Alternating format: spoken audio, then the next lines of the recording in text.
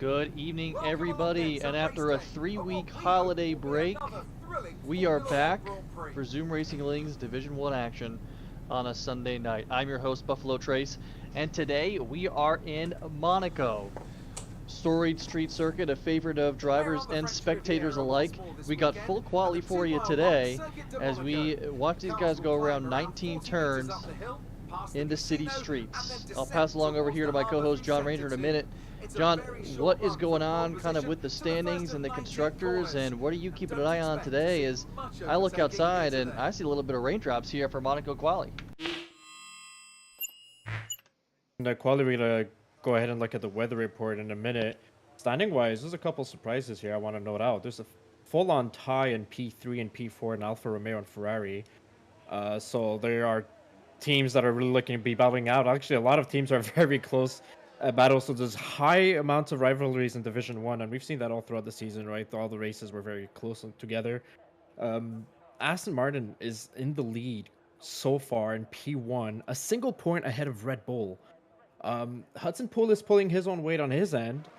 Maybe could expect a little bit more from his teammate Duncan McCamick and the other Red Bull there. So we'll see what he can do in Monaco. I know that Monaco is one of his good tracks as well. So I spoke about Alfa Romeo and Ferrari being tied earlier. That's greatly due to Marc-Olivier Bastin, who's had a race win in Portugal. Didn't have so much of a good race in France, so he's going to look at getting a better race here in Monaco as well. Alpine and Haas are tied at 120 points apart for P5 and P6 in the constructors. AlphaTauri only 4 points behind them. I mean, we got to talk about Haas. Okay, they're sitting in P6 in the constructors. It's notably ahead of McLaren, who's sitting dead last, and ahead of Mercedes. And most of those points have been pulled by Freddie Rizal, who currently is sitting 28 points in P2 behind Hudson Poole. Freddie Rizal, correct me if I was wrong. I think he was racing Division 3 last season, or maybe 2 seasons ago. One of our most improved drivers on the track so far, and he's sitting P2 and P1 in the Division 1 standings. I don't remember the last time we've seen such an improvement on the driver. No, So a he lot looks of great. absolutely, so a lot of really great, interesting battles to be looking at. We're going for full qualifying tonight, and then obviously the 50% race. So it's all going to be about qualifying positions and pit strategy throughout the race, because we're not going to see a lot of overtaking on this track. No, yeah, pit strategy is of course crucial, right? The undercut can be powerful if you make sure not to have your driver come out in traffic. So engineering will also be key for all of our teams here in Division 1. We got some new drivers here sprinkled throughout the grid. ORL Quinton K now in a full-time Williams seat alongside Marcel Green, who's also relatively new to Williams himself. And you alluded to Freddie Rizal as well in the Haas, who's having an incredible year, and he's just had a teammate switch. So ORL Hewis is currently out, and he is the first heater actually in Monaco. So first Division 1 race, first heater. As we're riding on board and he passes through the Nouvelle Chicane, everybody is on intermediate tires to start out. We'll be getting a weather report for you here momentarily just to see if, these conditions are going to continue throughout Q1, Q2, and Q3, or kind of what we have to look forward to in the race. So ORL Hewis here, P13. As he comes out, he'll be the first one across the line, and it's a 1:19.5. So 1:19.5, he'll be followed by Ferrari Peter. Looks like he just hit a 1:18.1. So that's a 1.4 second gap. I don't know if that has to do with track conditions or what, but quite a difference in pace there. Bunch of guys crossing the line now. Luke Locklear, team principal of the Mercedes team, right now with a 1:18.4. Luke already on form. Big Mama Frank reserving in D1 alongside Luke Locklear. He puts it at 1:21.5. So I'd be curious to see if Big Mama Frank can keep pace with these guys in Monaco, but anything can happen. There's always a plethora of incidents. Sometimes just crossing the finish line will result in a strong position. Chase Wilson slots in at P4. He's got a 1:19.0. We'll try to hop in with an Aston Martin here of, I think that's Maxime, who's going to cross the line next. He's coming through Rascasse. Long turn 19. DRS not active here in the rain. He crosses the line. Maxime will slot in P5. And sorry, P6. He said a 1:19.2. But ahead of him, ORL Quinton K with a 1:18.4. And I know for a fact that Quentin there in the Williams seat, he was lighting up some practice sessions earlier this week. This guy's got a lot of pace.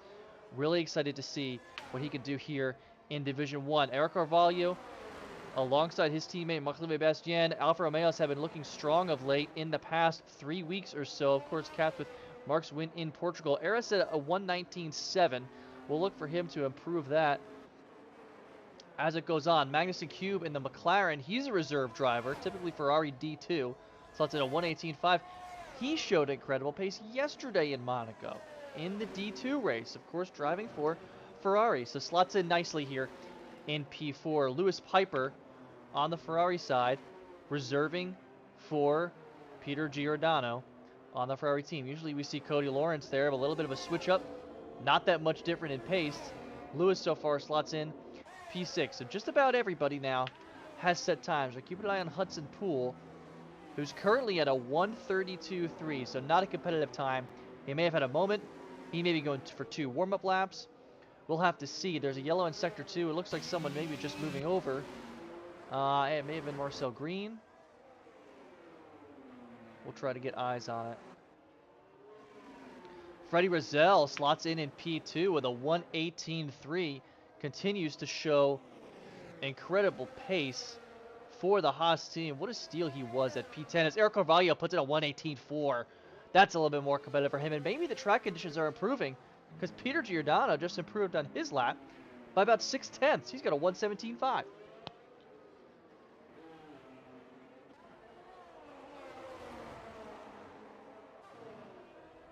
Looks like a lot of these drivers may have fueled up for multiple runs there on the intermediate tires. Full quality, of course, right? So we don't have the 3 to 4 sets of soft tires that you can kind of go in and out, right? So they're trying to make their tires last throughout all 3 sessions. Those that are ambitious enough to hopefully make it to Q2 and Q3. A lot of guys coming in and out. Currently your top 3, Peter Giordano with a 1:17.5. Luke Locklear has jumped up to the front row. He's at a 1:17.9, followed by Chase Wilson in the AlphaTauri. And Orel Freddie Rozelle, separated by Chase Wilson by a mere 0.03 of a second. But Maxime goes and inserts himself into the front row.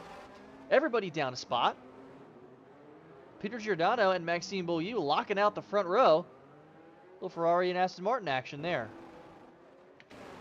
Let's hop in with Lewis Piper here. He's pitting, so Lewis will come out presumably on fresh tires. Some of these guys may start to come in if track conditions really aren't improving. If they think they're a lock, right? I'm looking at Peter, I'm looking at Maxime, I'm looking at Luke, who are, you have a second essentially separating them from P15, which is the current cutoff. So they may think that they're safe.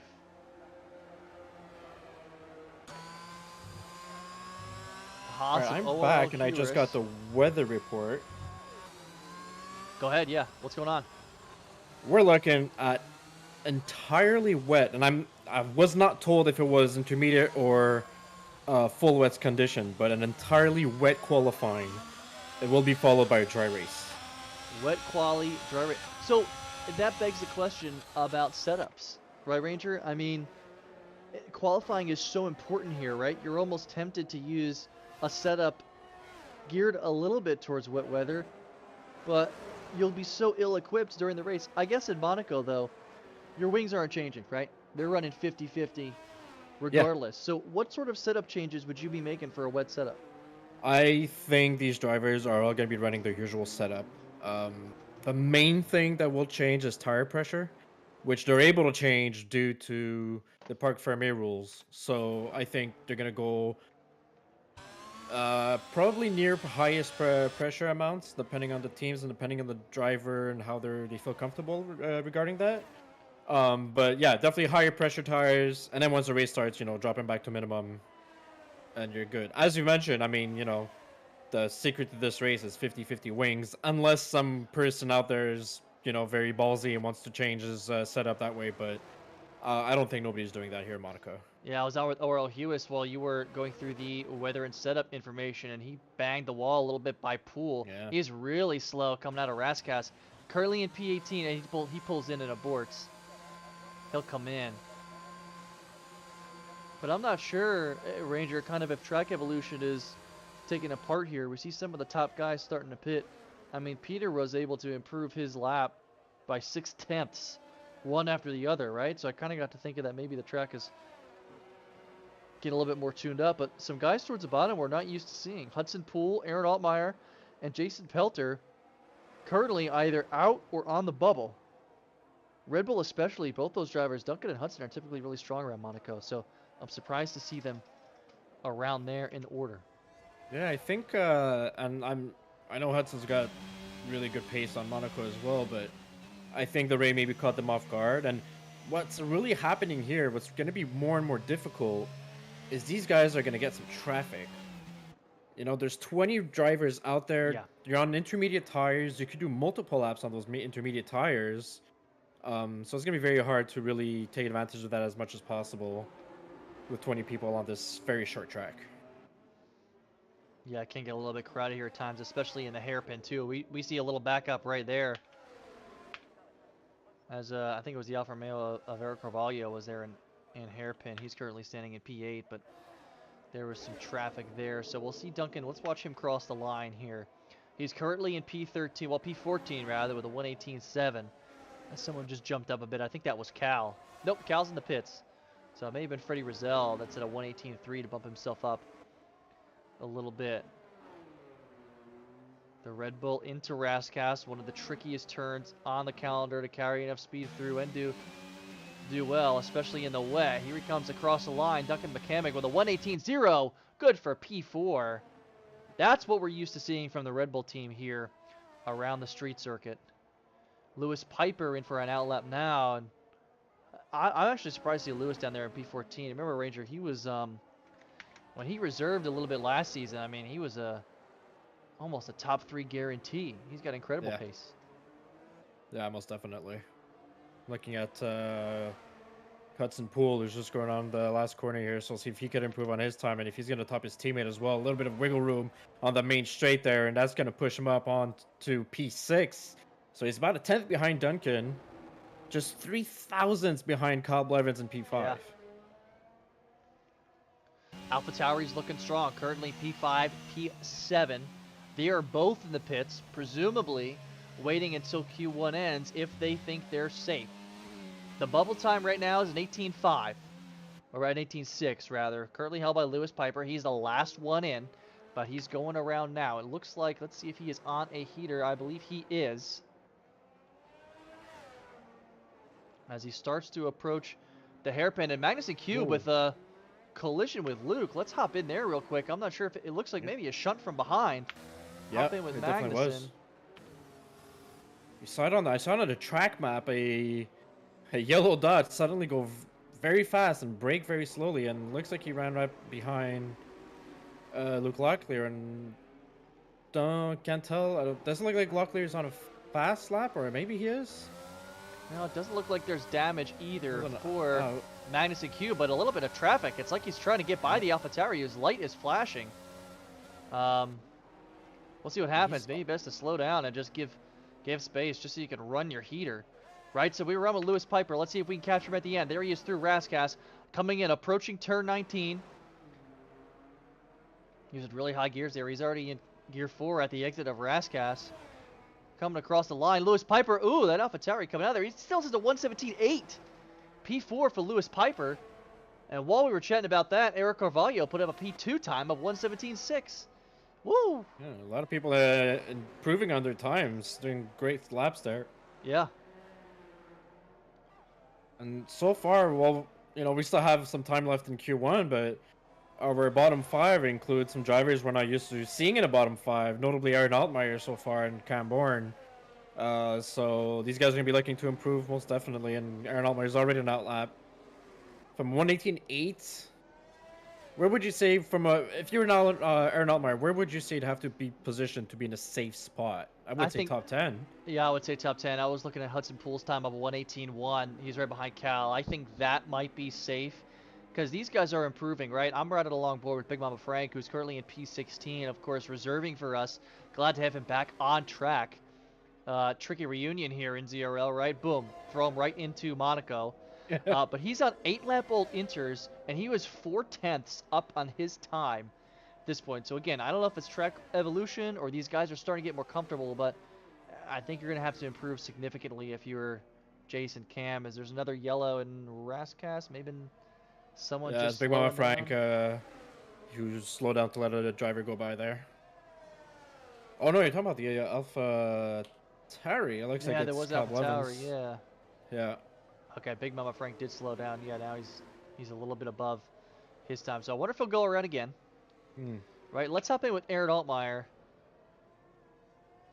And good timing. He's about to finish his lap too. He's got a 120.1, so that's not really competitive if he's looking to make it in to That was Q2. his out lap actually. So now he's Oh, on it his was. fast lap right now. Yeah. Oh, well, much better then. Much better. Peter Giordano and Eric Carvalho out on subsequent outlaps as well. I would think they're probably safe with 117.5s, 117.6s respectively. As Quentin K Ooh, inserts himself into P2. 117.5. great These new lap on his guys. end. Yeah, that was a strong lap. He's got a lot of pace, man. We were practicing with him earlier in the week, and he is quick. Aggressive, too. I wonder, he's certainly going to make his overtakes happen, which can be especially difficult here. Let's hop in with Carl Behrens, too, is making himself way into the tunnel. He has yet to really set a competitive lap there in the McLaren. So he'll approach the Nouvelle chicane. Looking to, I believe he's on a heater. And he slots in right behind his teammate now, Magnussen Cube, who's currently in P3. I wonder if they'll try to get some sort of tow, but I don't know how plausible that is here in Monaco. Might be tough. Not very.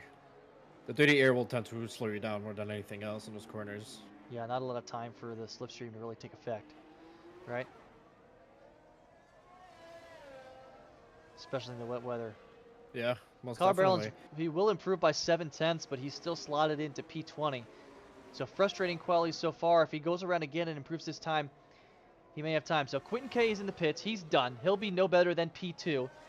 There's another yellow. That looks like a McLaren going around in Sector 1. He was just letting someone through. Let's take a look at some guys on heaters now that could be on the bubble.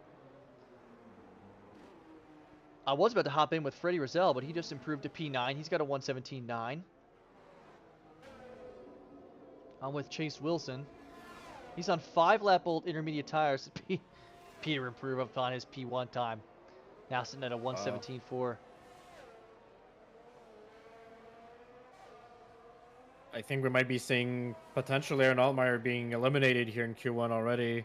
He's currently sitting P17. His batteries run out as he's finishing his final lap. And he didn't improve much, so he's at 118.5 here. He's about to cross the start-finish line. Yeah, this will be it. Oh, he gets a little squirrely out of the exit of Rascas, too. Definitely. He's missing that top-end speed. Oh, and he hits his P6. He's had practically run out of battery there at the end. I was sure he's lost a lot of pace. What a performance there. What a final lap. I'm sure that guy was sweaty behind his wheel. That is for sure. Yeah, someone else who might be sweaty right now, Hudson Poole. Hudson Poole's currently in P14. He's got a 118.1. Oh, he's got to improve. Someone predicted that might be the bubble. I don't know, man. Someone who knows a lot of stuff. Sounds like a pretty smart guy. Hudson Poole, P14 with a 118.1. Marc-Olivier Bassin is about to cross the line. He's P16 currently.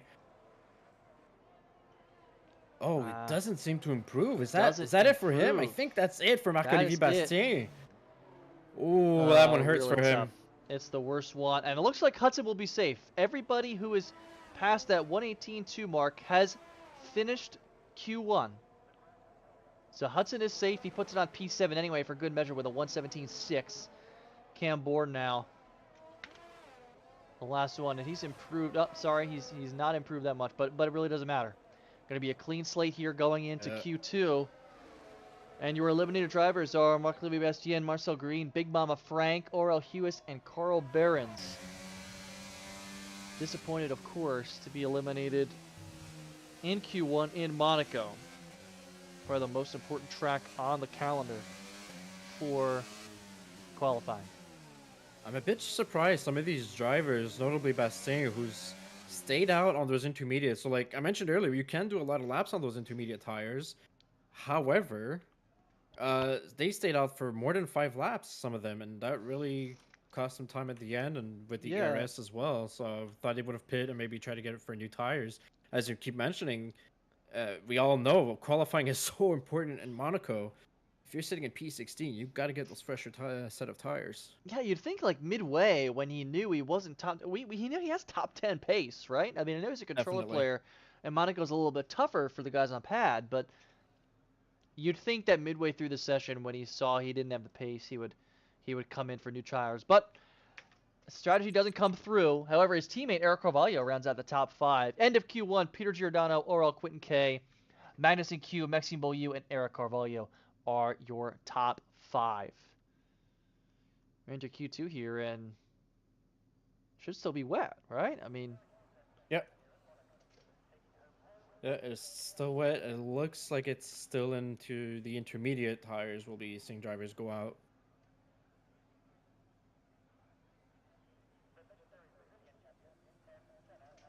Question is, who's going to be coming out first? I'm hearing an engine in the distance from my point of view. yeah, I'm trying to see Couple. who is moving. Maybe a Merc? It's going to be a Oh, McLaren it coming out is. There he first. is.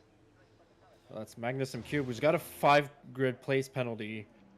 So no matter where he ends up, he's going to be bumped back 5 places, which is not the greatest of news for McLaren, who are sitting dead last so far in Division 1. Kyle Barron's being P20, and now Magnussen Cube, who's going to be fighting for a top 15 spot here, -5. Yeah, he's got the pace, though. He's familiar with the track. He's already raced it once so far this weekend for D2 and I believe he had a top 2 showing. He definitely got a podium. I think he finished P2, John, if I'm not mistaken. Um, he looked good. Yeah, yeah.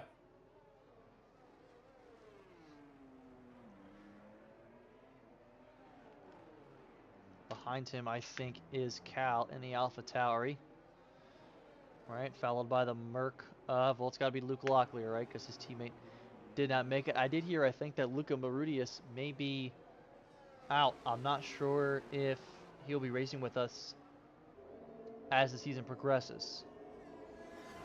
So it'll be up to Oh, that's the Luke. first I hear of that. Do we have any insight on the potential replacement? No, we don't. I just know that I think the seat might be open. I could be wrong. I don't know if this was soon or not. Let's see. But a little bit of insight there. So plenty of room, though, for these guys at the front to start to set their laps, right? Madison Cube coming around the main straight.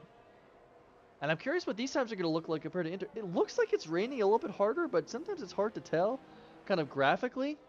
Yeah. Right? But, I mean, doesn't it? Or is that just on my screen? It looks like it's coming down a little worse. It's doing it on my screen as well. I don't see it raining much harder.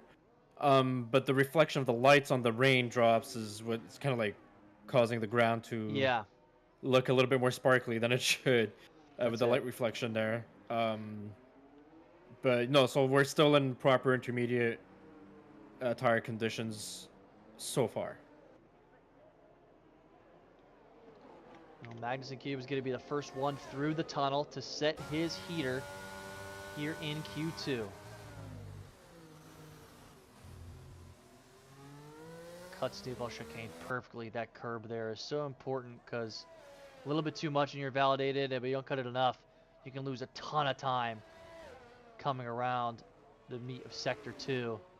Cuts that curb nicely too, heading into Rascasse in the rain. Making those intermediate tires work as he comes around turn 19 to the main straight. The first time set in Q2 is looking to be a 1:17.6. Very quick.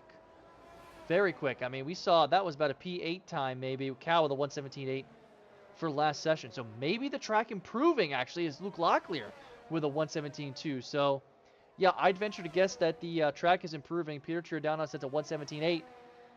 And the first 5 guys are all in the 1:17s. Yeah, track is improving. However, guys that were doing much quicker times in Q1 aren't as quick so far. So maybe just taking it easy on their warm-up lap there, on the first lap on Q2. Maybe they're gonna do multiple laps, but you know we're seeing Magnus and Cube and P2 so far, 117.6, which is very respectable. And we'll see what the other drivers get like time as well, because Luke Locker at 117.2, and that is so far our best time for over. I think our best time was Pierre Giordano at 117.4 in Q1, so he's already improved it by 2/10 about. Yeah, that's been the quickest time we've seen so far tonight. I'm on with the Alpine of Camborne, who is going to be the first Alpine to cross the line with the hot lap. They're both in a Q2, which is great for a little while, though, because it looks that Alpine may not have been in a position to make it to Q2, but they're both through, regardless. Coming through here to Raskas. Camborne has filled into that Alpine seat quite nicely. He joined about midway. He's had some gutsy performances here with us in ZRLD1. He sets a P8 time of 117.9. Might not be safe for Q3, but we'll see what happens. His teammate, Jason Pelter, about to cross the line too. He comes through turn 19. Right where DRS would kick in, the only one DRS zone here on this circuit. He sits at 118.5. So I'm not sure if that'll be the call.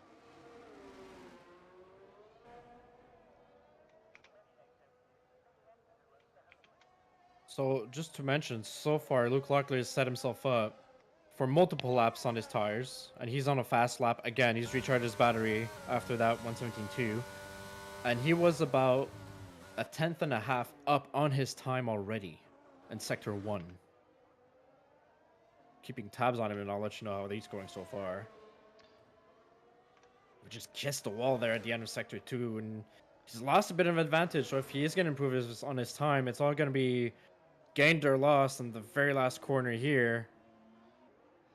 And we'll have to see. We're on board with him now. Beautiful broadcast views here at this track. I really like using this camera feature at Monaco. He does improve. 117 flat. Really quick here. There. Oh, he gets a little squirrely in the main straight, though. Oh, a little bit of damage, maybe. I'm not sure he could have saved it, but he sure looks good so far. Hudson Poole put in a time of 118.0. He'll need to improve if he's going to make it along as well. Let's hop in with the newbie, Quentin K, in the Williams. Taking Raskas maybe a little wide. He's currently in P14, has not set a representative time. There's one. Wow. He's also at 118.0. He's 7 thousandths behind Luke Locklear for pole. The new kid. That's a Williams driver. Potentially heating up on the top 5 so far. He's really definitely showing pace so far and driving a lot of confidence. That's great showing for first race of Division 1. Yeah, it is. It is. Eric Roballo currently in P14. Worst set time on the grid by 6/10. So he is certainly looking to improve. He may have had a moment, right? We don't really know what happened, but he's on his out lap, so he put in fresh set of inters. As he gets out of the way of the Red Bull, as he looks to set up his heater himself. Who is that? Is that Duncan or is that Hudson? That is about to set a new time. Nope, Hudson comes in. Duncan follows right behind. So the Red Bulls won't set a new lap. Eric Carvalho's got an empty track here to work with as he looks to improve upon his P14 time of 118.6.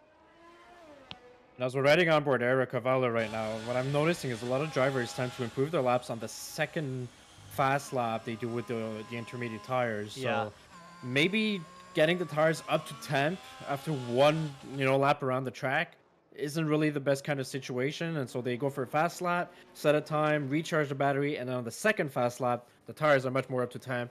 They're a little bit more run into, and they set better times. Yeah. I'm curious to how the battery is. I mean, on a dry track, it's challenging to say the least to recharge battery at Monaco. So I wonder if that will be easier in the rain or less. I'm not sure, but ARS management is going to be huge in the race where we are forecasted to have a dry session. Eric Carvalho approaching Poole right now. Trying to improve upon his time in P14. He's actually his rear is very slippery. Yeah, I'm not sure if it's a setup issue, but he doesn't look too competitive on this lap. Most drivers are in the pits. The track is empty. He's going to come across the line with a 117.8. He actually improves by 0.8. So maybe it was a moment in Rasgas or something because he Yeah, made up all that time at the tail end of Sector 3. He's currently in P9 though, and I don't know if that'll be safe. that's exactly what I was about to say. I think, you know, he had a lot of time to improve, definitely, because he was sitting at a 118.6 for a while. Um, is that enough to get past into Q3 with such competitive drivers in front of him? I'm not quite sure. I'm not quite sure. I think he's gonna have to maybe recharge, go a lap or two with recharge. I'm hoping he's fueled enough because time is winding down. We're already at 5 minutes 20 in Q2, and Yeah. we'll see how he can try to improve his time again. Already at 5 minutes 20, now let's hop in with Chase Wilson, who just aborted his latest hot lap attempt. So the AlphaTauri driver locked into P15 right now without a representative lap. Currently, the drivers eliminated are guys that we don't see eliminated. Maxime Beaulieu, Cam Bourne, Duncan McCamick, and Hudson Poole are the last four. Then, of course, Chase, who has yet to set an appropriate heater. But I mean, look, if I'm in P7 or below, I'm looking at those five names as any one of them could come in and throw up a top 5 time like it's nobody's business. As Eric puts in P4, and he improves There himself. So you he's got a go. 117.3. That might be safe. Now, this is the second time we see something like this. We saw it in Q1 with Aaron Altmaier, right?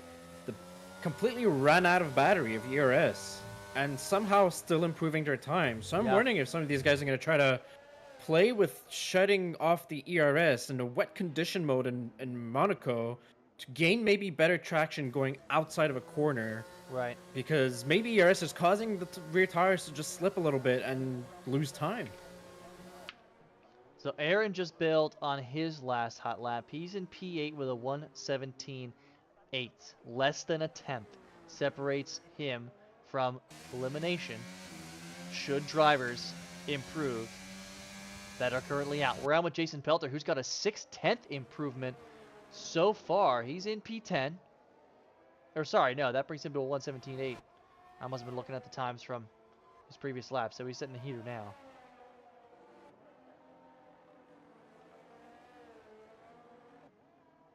One driver I've not seen set a time yet, and I don't know if it's because he's been invalidating his time, is Chase Wilson sitting P15. He's got no time settled now, and Yeah, so far the bar to progress into Q3 might be around a 117.8, 117.7 to be safe, I would say. But all these drivers can possibly improve again, and depending on the road conditions as well. yeah, they're all out now. Curiously, Peter Giordano coming back out again on a fresh set of intermediate tires. We know that Q3 will be similar conditions. We heard from our weather report that rain throughout all 3 qualifying sessions. So that set of intermediates could be useful. Cal inserted himself up to P3. He's got a 117.2. He's looking very pacey as well. Hop in with Hudson, who's improved his time a little bit. He passes through Poole and approaches Raskas here. Really not used to seeing him this far down the order and on a track where his racecraft, it'll still be challenging to make overtakes. Qualifying is so important. Let's see what he puts in. He comes across the line and the 119.6, and that might have been another warm-up lap, Ranger. Might have been. Meanwhile, Lewis Piper, 117.02. Ooh. So just 600s in front of Luke Locklear. He's sitting in P1 there in Q2. So great showing for the Ferrari driver, who was at some point in Q1 on the bubble to getting eliminated. He Seems was. like he's found his groove. That he was. On with ORL Quentin K. I just learned in chat he's actually an ORL esports driver. So that checks out. He is driving like one tonight. 117.0 is an incredible time. And the Williams guys looking quite strong so far. I think Garrett finished pretty well in D2, right? So Monaco treating the Williams guys very well. Looks like Hudson Poole. I don't know if he decided to bail on his lap or if he got impeded by the Alfa Romeo in front of him. He came close to one of the Alfa Romeos, and now he's just harvesting his battery for another fast lap. So he was on the lap and had to bail out. Arrow the 117.3, but that's still about 5/10 right now from the current P10 time of Aaron Altmaier's a 117.8. So he could be safe But I'm looking at guys like Chase and Aaron might not be, right? Even Freddie in P8 with a 117.3, he might be good. There's a gap there, right, between P10 and P8. Yeah. There's usually, between positions, there's usually rarely more than a tenth between each driver. Now we're seeing 3/10 between Aaron Allmeyer and Chase Wilson, Right. and then 2/10 between Wilson and Freddie Rizal.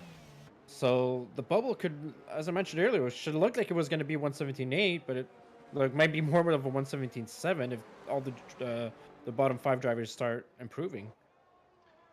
So Duncan just crossed the line. He improved by about a tenth himself. But the key is there that he was able to get this lap in. As the timer is starting to run out for these guys to set up maybe consecutive heaters. We'll hop in with Freddie. Oh my goodness. Oh, ORL with Quentin K with a 116.7. That is rapid. The session timer has ended. So unless you're on a heater now, you are done. Luke Locklear was the first one finished. Currently in P4. Lewis Piper heads into the pits. He'll be no better than P2. I think this is Hudson Poole coming across the line. He's improved a little bit. Into the main straight. Hudson Poole, 117.9. He does P12. not get out of elimination. Now that's something we don't see very often in Division 1. It looks like Rain was not Hudson Poole's friend, and he drops again to P13 as he got bumped up by, I believe, Chase Wilson or another driver I didn't notice there. Maybe. Oh no, Chase Wilson had that 117.5. I'm not sure. Actually, you know who that was? That may have been Aaron Altmaier with a 117.6, and he's out. Also So, out, yeah. So Freddie Rizal technically on the bubble with a 117.3. Cam Bourne would need to beat that time to kick Freddie out and get into Q2. So let's hop in with him. Oh, he invalidated. He invalidated. We weren't on with him at the time. Yeah, and Freddie improved to P7. Era had an exciting... Wow. An exciting Q2. Duncan McCamick pulled himself out of the bubble himself, and so he's sitting P8. There he is. I know this is a strong track for him. Yeah. Era had retired early. He bailed on his last lap and put it in the pits, which was quite ballsy because he ended up on the bubble himself. But at a 117.3. Yeah. Okay, let's just say Quentin time is like he has like alien time. Okay, if we consider everybody else, Lewis Piper all the way down to Eric Cavallo, there's about 3/10 separating those 9 drivers. There was a time Hudson Poole was our alien, our resident alien. And now we got guys in the league that are putting in 117.0s and 116.7s in wet conditions here in Monaco. So qualifying 2 over, your eliminated drivers, Chase Wilson, Aaron Altmaier, Jason Pelter, Hudson Poole, and I believe that was Cam Bourne. Bringing up the rear in P15. So to Q3 we go. Led by Quentin K in the Williams with a 116.7. Lewis Piper, Peter Giordano, Luke Locklear, and Madison Cube, Division 2, represent. Currently in P5.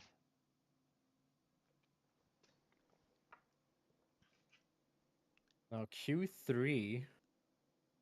I mean, what is Quentin? What is he gonna give us as time once again? Because he's been showing up with crazy time so far. And if the track conditions improve again, like I'm just wondering if is he gonna be able to pull that time again, or if he's gonna go even faster to improve on his time between him and P2. There was a proper 3/10 difference between P1 and P2, and that's there was. That's Division 1 here. That is huge. That is very significant. And if he does that during the race, I mean, he's putting himself up for a very dominant race. I mean, in dry conditions, we've seen 3/10 separate the top 10 before, right? You know what I mean? Definitely. Yep. So the Haas of Freddie Rizal is the first one out. A lot of drivers are going out right away. Yeah. I wonder if they're thinking maybe conditions will get worse. Because they're all coming out now. Freddie first. Again, another strong performance from him. Something that we've gotten very accustomed to seeing. Strong qualifying, strong racing. He's become a very consistent, high-performing driver here at DRL. It's been fun to watch. P2 in the standings. in our top division. Last one out looks like it's going to be the AlphaTauri of Kyle Blevins. He is still in the pits. He's coming out right now. He'll be the last one to set a heater. Luke right on the butt of Lewis Piper. Wonder if they're going to try to separate themselves a little bit. Oh, Lewis let him through. So Luke will now have the room to take care of his heater, and we're right on board with Freddie. You know, even on your warm-up lap, you want to have clear track to be able to warm up your tires properly, because if you have to slow down for drivers behind you or a driver be in front of you, then you hinder on the temperature on your intermediate tires. And I mean, every degree is so important here in Monaco, and you don't want to be in that situation. It kind of happened to me in Division 3, actually. I let myself slow down a little too much for a couple drivers behind me, you know, trying to be gentlemen. And it hindered me on my fast lap because my rear tires were colder than usual. So I could just imagine how that's amplified in wet conditions as this one. Yeah, we're on with Freddie, and speaking of hindering your fast lap, he came a little bit squirrely at a Rascas as he went to start his heater and tapped the wall. Now, I don't think he has damage, but, you know, that's the main part of the racetrack where you can really kind of gain some speed, and his exit was certainly compromised by his poor performance in turn 19. So, curious what time Freddie sets here. It'll be something I'm assuming he's going to try to improve on as the session goes in. Heading on Nouvelle Chicane. Cuts it nicely. Oh, he invalidates, actually. I take that back. Not cut nicely. Freddie will have to go around again. We'll hop in with Quentin, who presumably will set the first representative time here in Q3. Shorter session here. 9 minutes currently to go until race time. Yeah, and those 12 minutes in Q3 go by fast. I mean, we really normally gives you time for 2 laps, you know, going in the pits. But now these guys probably fueled a little bit extra and are going to go for multiple laps there. It's a 1:17.4. Magnussen Q beats him. Peter Giordano beats him. Wow. 1:16.9 for Peter. Magnussen Q 1:17.2. Again, still looking very pacey. Arrow's next. Arrow's next. He's P4. P4 with a 1:17.8. These times are unreal. Duncan McCamick into Q3. He's got a 1:17.5 for Red Bull. Maxime Beaulieu 1:17.6. Cross the line. Let's hop in. I think that's Lewis through Rascas right now. Luke Locklear 1:16.4. That's provisional pole. Goodness. Lewis Piper. Let's see what he's got. He's got P3 1:17.0. 1/10 behind his teammate Peter Giordano. Kyle Blevins just got a 1:17.5 as well. So we've got 3 different drivers who hit the 1:16s. However, Quentin did that in Q2, has not done that so far in Q3. He's gonna want to be aiming for that now, because Luke Locklear has got a similar time to him in Q2, and that is early. So I mean, as the track as the track evolution, you know, climbs, I think the times could go down even a little bit more. Yeah, they could. I think he's harvesting battery here, and is gonna go Quentin around. Also goes into the 1:16.9. Yeah, he set that lap one after another, I think. Very casually, might I say. Very casually. We're on with Duncan. Duncan pulls into the pits. He'll get some fresh tires. Let's hop in with Maxime. He invalidated. He's heading into the pits for some fresh tires. Luke will be the next one to set a lap. Is he going to come in, or is he going to push through and set a time? He's going to set a time. He's going to set a new heater, actually. So this is behind his current one. AlphaTauri of Cal. What is he going to do? He invalidated. He's going to go around for a fresh heater. So I'm trying to hop in with someone who is looking to improve. Freddie not. Looks like he's about 8/10 behind his. Maybe holding up Quentin K here. Inadvertently. They'll both be either coming into the pits or looking to set up heaters on their next lap. Magnussen Cube down by about 1.3 tenths. May be able to improve a little bit here in Sector 3. We'll see.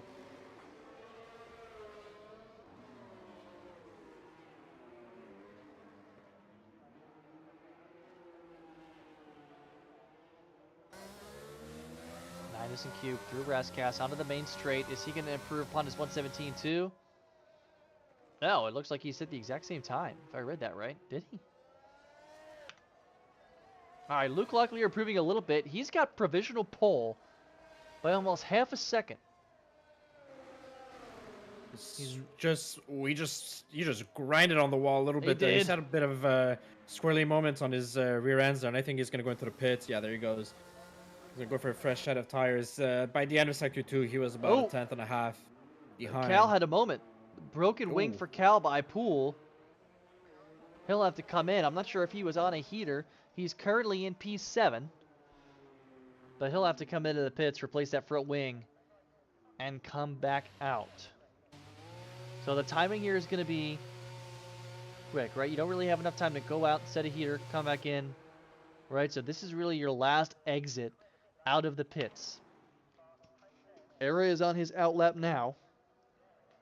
He may have fueled up for multiple runs, although I see his red fuel light is flashing in the telemetry. So this may be it for Era, unless he comes back in and tries something different.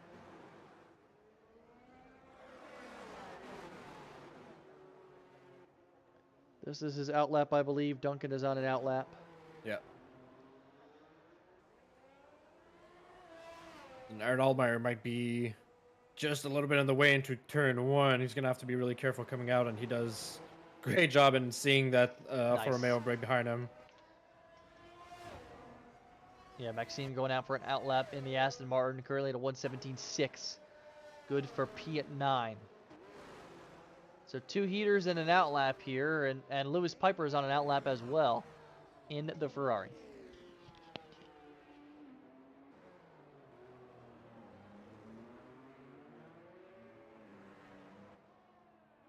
Era so far has improved by 3/10 as he approaches tunnel. Coming into Sector 2, he's currently in P10. 3/10 would realistically get him to maybe P8, but perhaps not for long. A bunch of guys coming out now for their out laps, which could be presumably their last couple laps of the session. It looks like everyone's setting themselves out for potentially 2 laps Yeah. with these tires and with the DRS lasting a little bit longer. Ooh, Aaron almost saw his car going to the wall there. A bit of a jittery steering there in the pool section. He's coming around turn 19 there, and we'll see how much he improves. He had 6/10 at one point. I don't know if it stuck through Sector 2, and he Whole does. second almost. Wow, almost a whole second. Good for P4, the And only 116.9. 2,000s behind Peter Giordano. He crashes into the wall a little bit in Sector 1. He'll limp back to the pits as he gets out of the way of Maxime in a little while, who's setting his heater. Great improvement for Era. I think Duncan was on a heater himself, who he invalidated, and he's coming back in.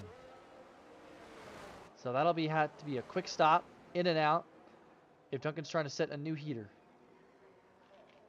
I'm surprised Duncan's going into the pits. I'm wondering if he maybe forgot to fuel for enough laps to go until the end, and he's really going to cut it really close by the time he comes out of the pits and everything. He might be our last driver, actually.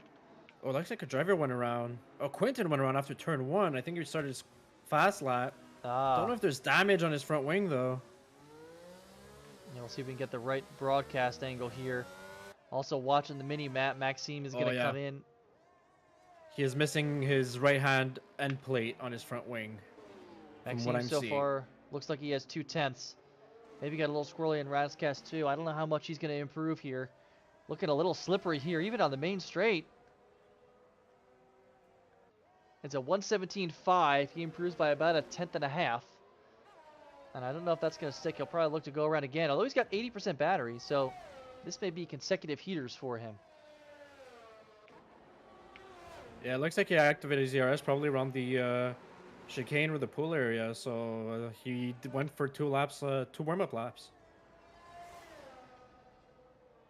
Here's Luke. As I was saying before, the tire temps are super important, and the driver is trying to go for 2 warm-up laps, so that's probably why they came out so early.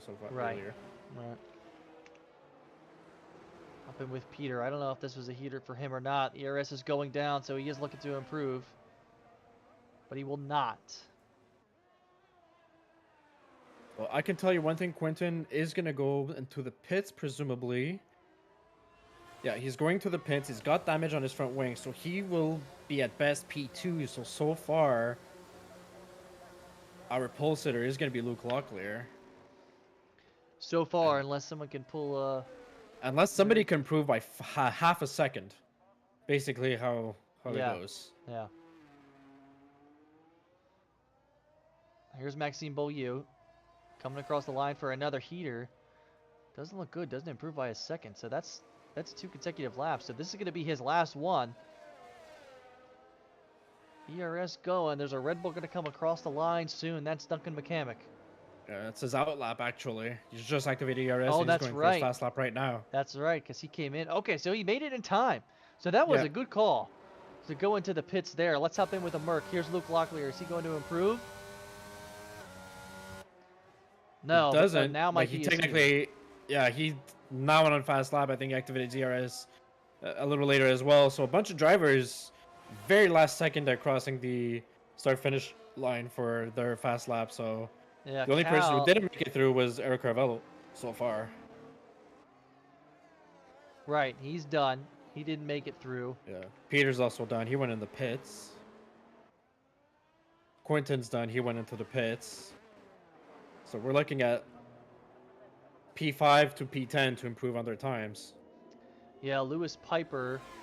A little bit of wall riding there in Sector 2 before a tunnel. I'm not sure if he has damage. We'll see if he starts to... The wing looks fine.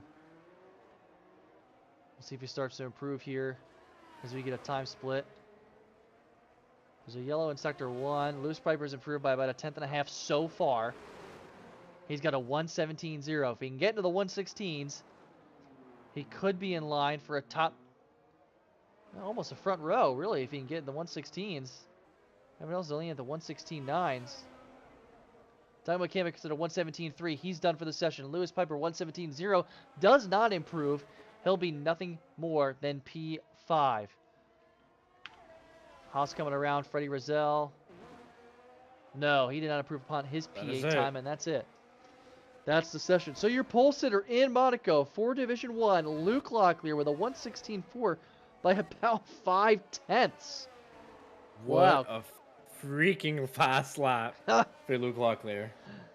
Quentin K. Orel, Esports Extraordinaire with a 116.9. Peter Giordano only 6,000s behind him. He's in P3. Eric Carvalho locking out the second row for Ferrari-powered machines. And behind that, Lewis Piper rounds out the top 5. So here we go, man. That was one of the most important parts of the evening, but now you got to bring it home. Most definitely. And ladies and gents, get your beers ready, get your chips ready, because the race is about to begin. Oh, there it is. I heard the beer crack, man. What are you drinking, Ranger? I'm very sad to say this. This is not my kind of beer, but I accidentally bought this. Long story, but I'm drinking Bud Light right now, and I absolutely gonna regret my night. There's nothing wrong with Bud Light. Man, let me tell you something. I'm a frat beer type of guy. And if you're looking to drink beer, just drink beer. Bud Light's one of the best. Yeah.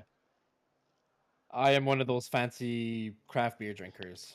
So, yeah. I kind of have a while we're waiting for the grid to get set up.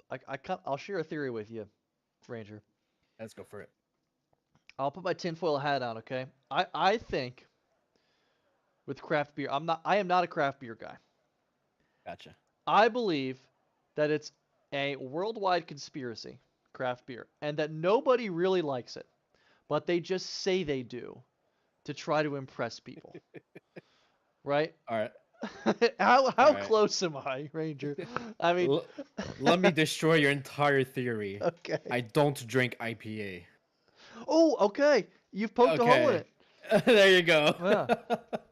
Here you have it, folks. We got mathematics and now beer. We got everything in Zero this weekend.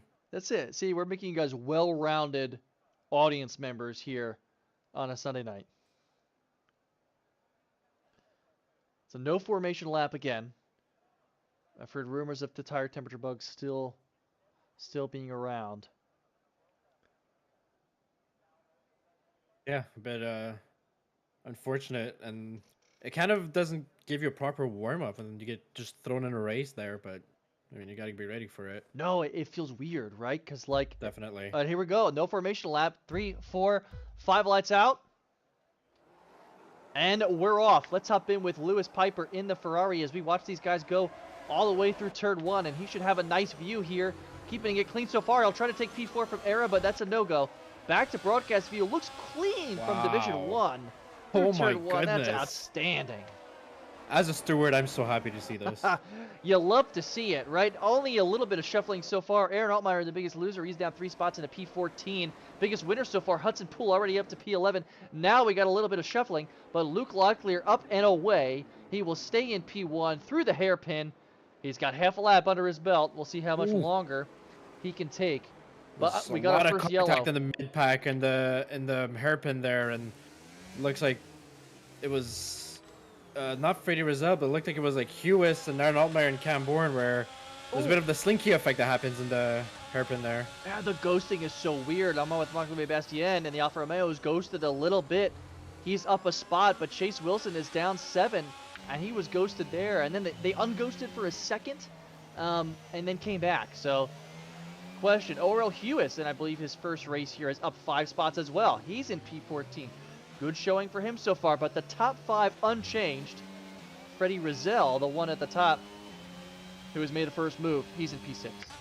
And I don't know if it's desync or what's going on, but I'm looking at who am I looking at? I'm looking at Chase Wilson, and he seems ghosted completely. And I don't know if that's... I was seeing Big Mama Frank trying to overtake him through the ghost completely, so I don't know if he's just bugged or if, is that his AI potentially? It could be. I see Big Mama Frank now putting a lot of pressure on him, and regardless of his AI or not, right through. He drives right through, which is what you got to do. Unfortunate for Jason Pelter. He's currently in P20. Did he pit stop? He did pit stop, so he must have had a broken wing. He's still on hard tires. Ooh, something interesting here. Cam Bourne started on softs. Unexpected. Really unexpected from Cam Bourne. So, having tried the strategy in my prep for this weekend, I did not enjoy my experience trying to go soft hards. I believe that's what he's trying to do. He's going to run maybe... I don't know if he's going to try to run 10 laps on softs, but if he's trying to do that, I think it's not the right call. The hard tires at the end of the race are possible to drive if you do that strategy. And the soft tires too, they completely die off starting lap 5 and very quickly. So we'll see. We'll see what kind of strategy Cam Bourne. Maybe it pays off more than my experience was with that kind of strategy. But, you know, got to give it to him. Very ballsy strategy. And we're already seeing the first penalties being given. Oh, and that's Jason Pelter, who had to pit, had damage, and now a penalty. Everything to hinder his race right now. Yeah, he's not having great rate. He's coming in. He's back in the pits for the second time. That's rough. We're on with Hudson Poole right now, who's up 4 spots, and I think most of that was the dirty work. It looks like those were proper overtakes. So that's where the gap is. We see a little DRS train from Cal all the way down to Marc-Olivier Bastien at P15. So P7 to P15 could be a DRS change once that is active. At the top of the leaderboard, Luke Locklear holding on to the lead. He's got an 9/10 second gap to ORL Quentin K, followed by Peter Giordano. So Peter will need to use some battery here to stay within DRS range because it's going to start now. Did he make it? Watching the rear wing. I don't think so. Peter Giordano out of DRS range. Quentin K not out of DRS range. He'll look to put pressure on Luke Locklear through the next few laps.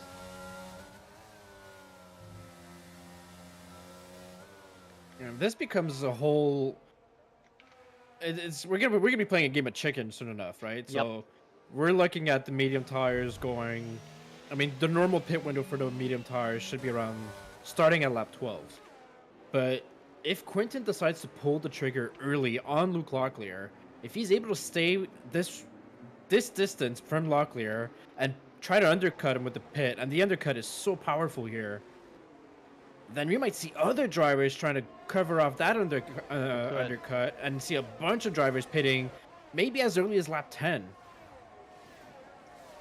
Yeah, then you see guys approaching almost 30 laps on a set of hard tires. I'm actually surprised we don't see as many hard medium tire runners here. Usually in the past it's been a little bit 50-50, but Here we are. Cam Bourne now. Keep an eye on him. The only soft tire runner. Trying to put pressure. Hudson Poole's been up 5 spots now.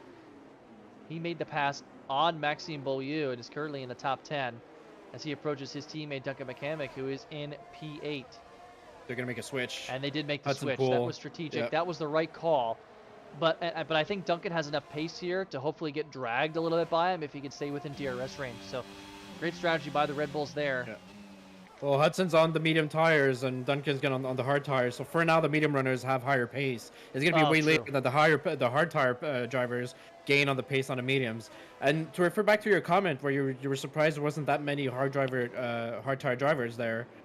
I think it mainly has to do with race start, and I think that's maybe why Cam Bourne went on the soft tires.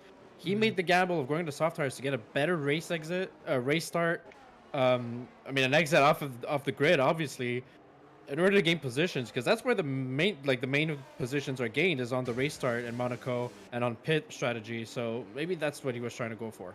Track position so important here, right? He was trying to get it. Jason Felter setting the fastest lap. 112.3. He's only got 37-second gap to Chase Wilson in P19. He'll try to chip away. Hudson Poole now on the heels of Cal. Does Cal have a little bit, or is that lap traffic of Chase Wilson? It might be. I couldn't tell if Cal was ghosted or what. No, Cal might be ghosted as well, because that was a pass. So we know that Chase disconnected thanks to chat. There he is. Chase is back, so hopefully he won't be ghosted now. We'll see him hopefully get back in his car and try to race with Carl Behrens and Big Mama Frank. Closest gap on the grid right now might be Lewis Piper on the heels of Eric Carvalho.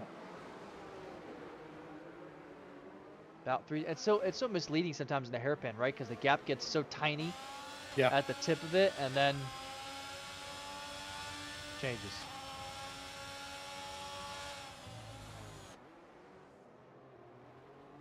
So far, Quinton's doing a great job on staying on the rear of Locklear. Locklear's got incredible pace to begin this race. I think so far, I'll give it to Locklear. It's his best race I've seen this season. And now he's got Quinton all over his rear, but Quinton's got to play the patient game. Just got to let himself get dragged on by Locklear and try for the undercut eventually. He does. So that's going to be something we got to keep an eye on.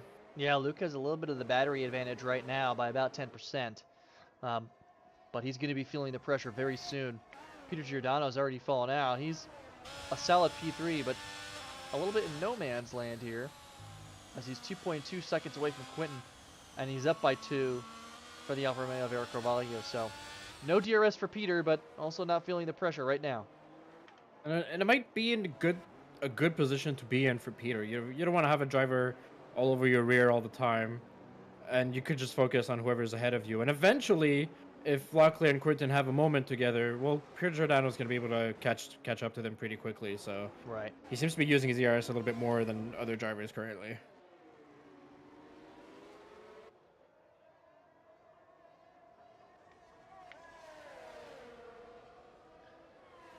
Looks like Hudson Poole's gained another position as well, by the way. He hadn't made the switch from P9 to P8 with Duncan McCamick. He's currently sitting P7, having overtaken Kyle Blevins in P8. Yeah, that was it. Let's see. Kyle Blevins was ghosted for a little bit too as we were riding along with him, but I think he's back. Or hopefully he is. Car looks solid right now. He's in P8, holding off Duncan McCamick in P9 by a second. They're both hard tire runners.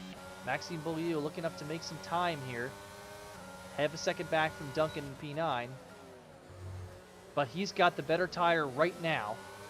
7-lap old mediums. Although, well, I don't know, John. I mean, maybe that crossover point is coming a little bit sooner.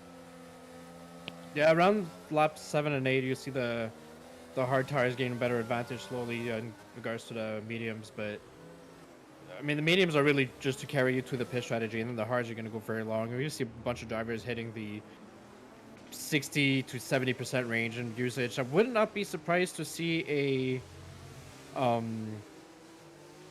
flat tire, a puncture. There you go. That's the word I'm looking for. Yep. But we'll see. I mean, I've run a couple simulations and ran hard tires to 70%, and it is not comfortable. It is not fun. No, safety car here would be interesting. Would kind of bring up the gap, but they're very rare here at Monaco in the game. Closest gap on the grid, maybe Aaron Altmaier on Magnus and Cube. But the D2 regular is putting on a nice show here in the McLaren. He's currently in P11. As Aaron Altmaier goes in the pits, is this the first undercut? Wow. This is early. This might be. Let's ride on with him because I don't know if this is a wing change or what. But no, it's straight, man. It's an undercut. Very interesting to see. And so, Aaron Altmaier will most probably be driving his hards. If he goes all the way 30 laps until the end, he's gonna have his hard tires above 70% at the very end. Oh, and did he kiss the wall there? He kind of had a little bit of a wiggle coming out of the pits there, trying to get a lot of speed, and I don't know if he hit the wall or not, but I think he saved it. He doesn't have wing damage. That would have been catastrophic to get wing damage coming out of the pits. Yeah, that would have been something. Let's hop in with the Haas driver, Orel Heres, another newcomer. He's on the medium tires. He's in P13. Yeah. Looking to maybe put some pressure on Cam Bourne soon, as his soft tires have to be hanging on. I bet Cam's going to come in here any minute. He's seen one driver pit. Yeah. He may be thinking, hey, if someone's trying to get 22 laps on the hards, I can get 21. Yeah, Cam Bourne made those soft tires work for him, and that's good for him, definitely, because he's gained 3 positions on track with those with the race style on those soft tires. Yep, there he is. If he plays the strategy right as he's coming to the pits, exactly, it should work out for him. So we're already seeing some drivers going into the pits. Will it trigger other drivers to go into the pits as well? Yeah, now right now, the next one who's going to have the option, it looks like, is going to be Jason Pelter, but that doesn't make sense. So let's watch the leaders here. Let's hop in with Quentin K as they come through the tunnel.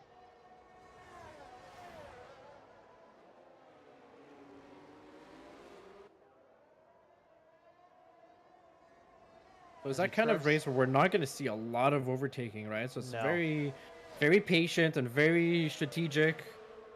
Not as much action as we're used to seeing in Division 1, where there's a lot of overtaking here and there. Kyle Behrens gets a 3-second time penalty, currently sitting P16 in the McLaren. And Locklear, oh, Luke Locklear is in the pits. Wow, there it is. So he's covering off the undercut from Quinton. Yeah. Luke is going to be the first one in. Quinton now in the lead. Field pretty spread out at the top. Lewis Piper remains in DRS range of Eric Carvalho. He's fighting off DRS from Freddie Rizal, who just got his first 3-second penalty. Hudson Poole now in P6, but one of those positions, of course, due to Luke Locklear pitting. But nevertheless, Hudson Poole looking great so far on the medium tires, improving well upon his qualifying session. Trying to find some smaller gaps here. We're going to see what's going to be interesting to see right now is Quinton. He's got free space in front of him. He's got free track really to push it. Right. And now Locklear might come in during his track. This lap, I mean, he might come in at the rear of Magnussen Cube in P10, and that might slow him down a little bit. So it's, I mean, we could see the entire race, the race win being played out on lap 11 already, practically. Yeah, it could be, right? We're kind of on with Quinton now. Let's see if he goes in. He's not pitting. Nope. Or no. No, sorry, I was looking at the wrong mini-map. Is he going to pit? Well, he isn't anyways. There you go. So he is definitely not pitting. He is, anyway, trying to see who else to go in. There's another Ferrari in. That looks like Lewis Piper. Is that Lewis? Lewis is in. So now we can use this as a gauge. Lewis was putting pressure on Eric Carvalho and was behind by Freddie Rizal. So we'll see where he comes out in relation to those two drivers once they complete their pit strategy to see what has worked better. Will he have traffic, though? It looks like he's going to come out in front of the other Alfa Romeo, Marco Bastien. No, he gets passed by him.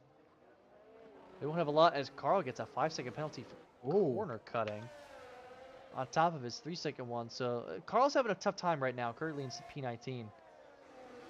He's lost his front wing, so he had a moment. No. I think he slid, had a moment, lost his front wing, and it's because of that slip up, probably happened in the chicane, that he lost his wing. So, I mean, if that's the situation, we haven't seen it actually, but maybe that might be why he got a 5-second, and I'm pretty sure he's going to request the stores to remove. Oh, he's actually serving his 5 seconds right now. So it'll be hard because he dived into the pits. So that was the worst possible situation you could have in Monaco. Yeah, Peter's coming in. Both Ferraris will complete their pit strategy by lap 11. Is Era in? No. Era stays out. Let's hop in with Cal. Is Cal coming in? No. Cal stays out. I don't think anyone else. Nope. The Aston Martin's in. And the McLaren to Magnussen Cube. So they're both in now. As the pit strategies are starting, Hudson Poole finds himself in P4. There's a yellow in Sector 1. I think that's Kral once again, but he's slowing down to allow. He's just slowed down to allow the blue flags. He's a back marker. Yeah, exactly. So he's letting the leaders go by. And I'm looking at Quinton versus Luke Locklear, right? So now Locklear's got his tires up to temp. He's running his pace, but he had drivers in front of him a little bit, slowing him down. He's got clear space between him and Duncan, and Duncan's got his hard tires that are 10 laps older, so he's gonna be catching up to him eventually. Is that the strategy if you're Quinton? You're waiting out your opponent to drive in traffic. You got clear track, and you're gonna take advantage of it as much as possible.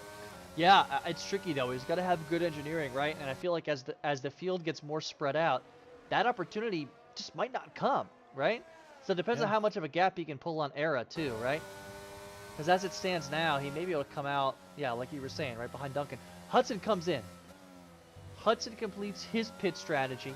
He will switch over to the hard compound tires. And let's see where he comes out.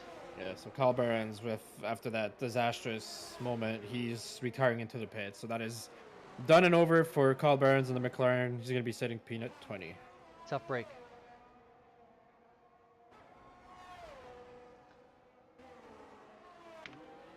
The only scary moment that's happening, and luckily his AI is doing this when there's nobody going by, but his AI is driving right back on track. Yeah, sometimes they do something weird and like kind of pull off in a different direction, so we'll see what's going on there.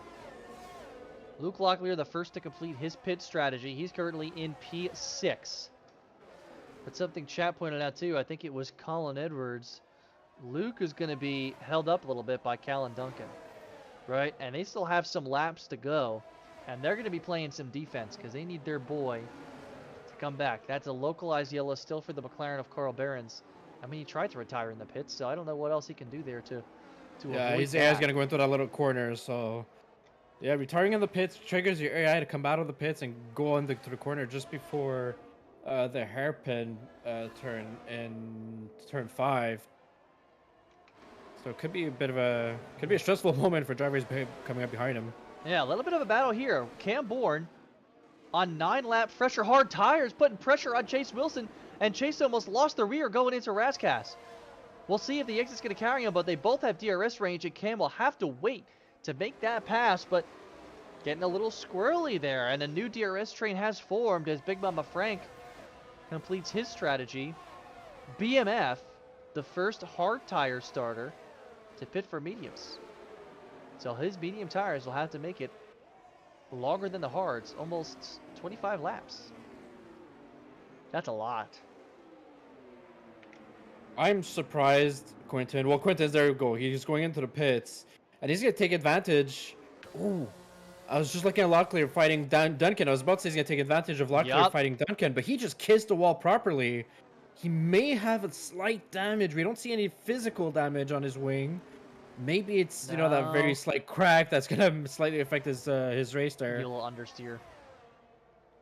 And look how close it's going to be between him and the Williams. Era has come into... Duncan is through... So Duncan goes through. Quinton is still in P3, coming out of the pits, and Locklear is behind him now. Wow. So that defense from Duncan just affecting... If Quinton can make this lap stick and get his tires up to temperature, he may start to leave Luke Locklear in the dust. That's the undercut. That's how it was fought off. And I don't think Quinton K would be ahead of Luke Locklear if not for Duncan Mechanic's defense. Goodness. And now that's what we're gonna see, right? Because Duncan's nowhere near a pit window for his hard tires. Nope. So he's gonna be backing up Quinton into Locklear, and these two are gonna be fighting it out like crazy. Yeah, they are. So if I'm Cal, I like where I'm at now, right? Let them scuffle a little bit, and let me get my hard tires and improve this stint that I'm on right now. The closest gap on track right now looks to be Freddie Rizal putting pressure on Eric Carvalho, but he's got 1 lap older tires. Although this gap here between Quinton and Duncan is getting a little small as well. Yeah, we saw Locklear try to make a move going into turn 5 on Quinton, but Quinton fought it off really brilliantly there. So that's potential P1, P2 between Quinton and Locklear. Of course, given that there's no incidents or major moments between these two. But if you're Kyle or if you're Duncan, you're extremely happy with the position you're in. And you're especially hoping, you know, those are 2 drivers that have clear space in front of them. Even Duncan's got a little bit of a gap between him and Kyle. He's feeling the pressure from Duncan. From Quinton, sorry. He's all over him. Yeah, Quinton rather, at 20% battery. He'll need to use some to do it, and while that's going on, he's unable to build any sort of a gap to Luke Locklear. Big fight going on right now for P7 between Era, Freddie, and Hudson Poole. Freddie has a 3-second time penalty, which could bode well here, although there's a 12-second gap between Hudson and Maxime, so as it stands now, he wouldn't go down more than 1 place.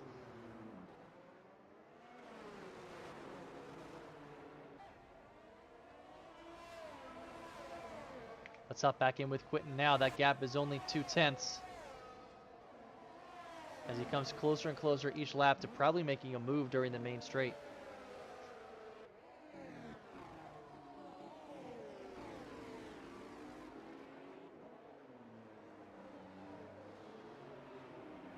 Yeah, but the defense that gave Quinton the position over Luke is now preventing him from creating any sort of a gap.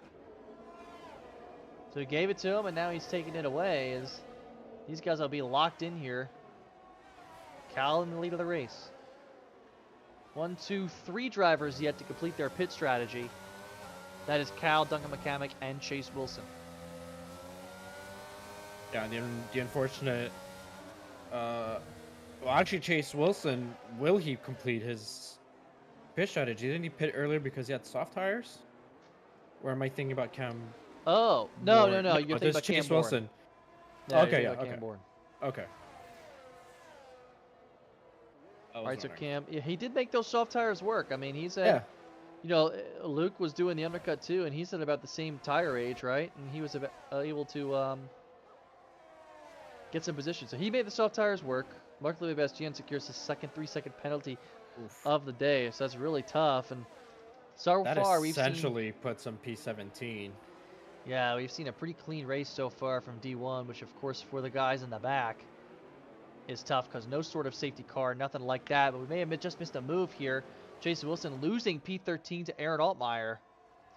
Can happen very quickly. Yeah, it looks like it happened in turn 1.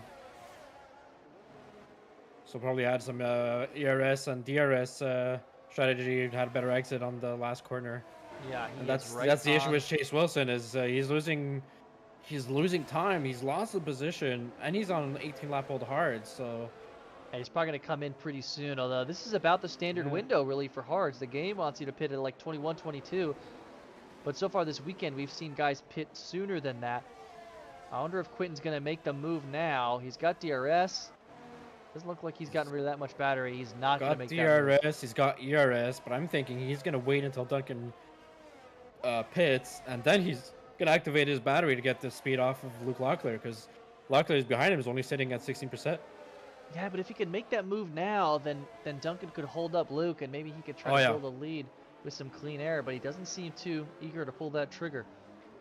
Very few drivers in DRS tricky. range. It's so tricky making a move on Monaco, and then you have to make sure your move is clean, right? You do. I mean, if you're Quinton and you want to make a move on Duncan, you don't want to end up in the back of him and damaging your wing, and that that really damages how your race is going. I think Quinton's smart enough to know that. Oh, speaking of which, he's going on the chicane. He's going to the inside of the do-no chicane. Oh my goodness! Whoa!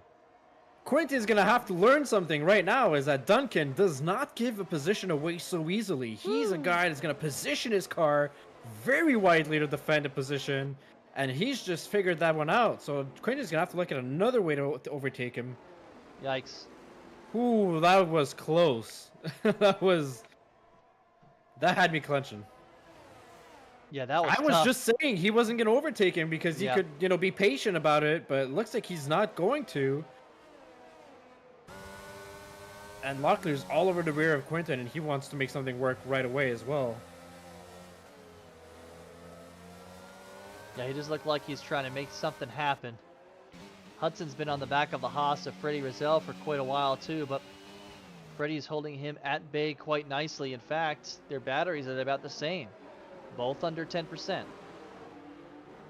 Man, and see, everybody gets so close to each other in the hairpin, right? You think a move is imminent, but it just turns out not to be.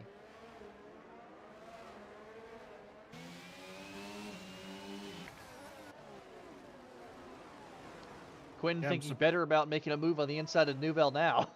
Yeah. He did not activate his DRS. Oh, and Duncan hits the wall. Does a little double kiss on those walls. Oh, no. That might... Oh, as Quinn's around! He got completely punted and shunted by Luke Locklear right in the rear. Oh, that is going to be disastrous results for Quinton. And most probably a 5-second penalty we're going to be looking at Luke Locklear. Devastating. Duncan McCamick now has to change his front wing. So what was a very strong stint on the hard tires ruined on the last lap as he has to begin his second stint now after a lengthy pit stop. Quinton fell back to P8, and now he's got his work cut out for him because he's got a second gap to ZRL Zone eSports driver Hudson Poole.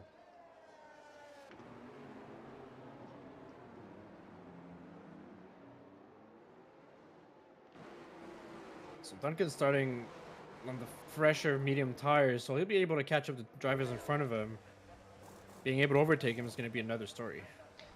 Big Mama Frank coming back into pit a little earlier. He had to change his front wing.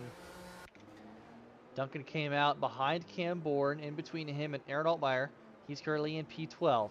So he'll look to chip away at those hard tire runners here as he makes them stretch to about 17 laps. Hudson still can't get past Freddie. Freddie still can't get past Era. And the Ferraris are locked in a P3 and P4.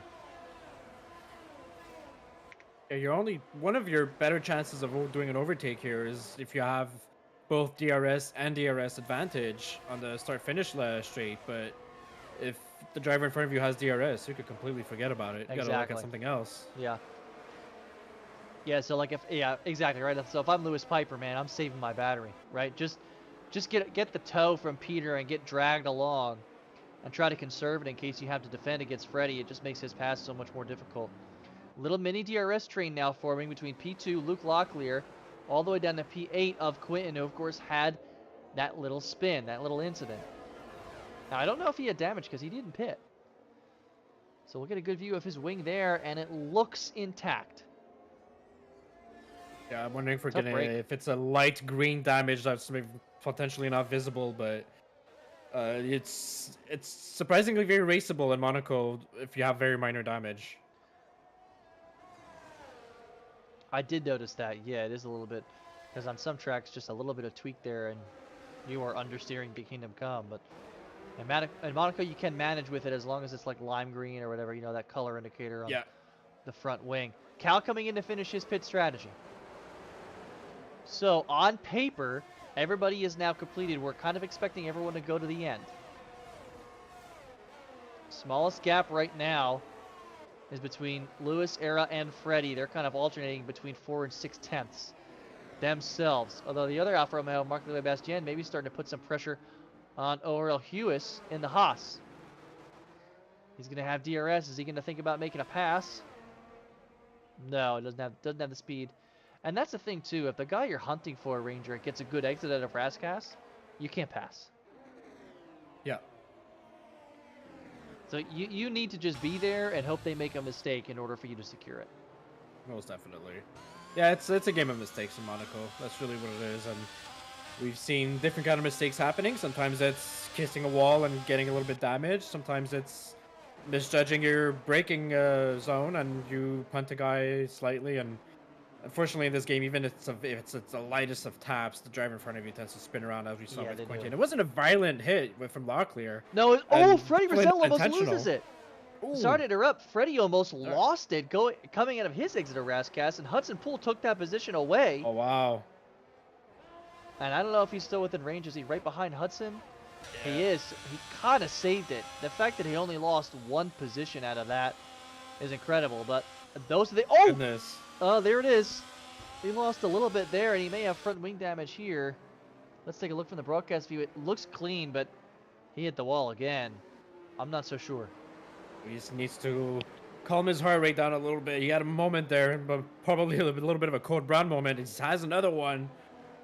He's just got to keep his pace there. P6 is not a terrible position to end for a Haas there.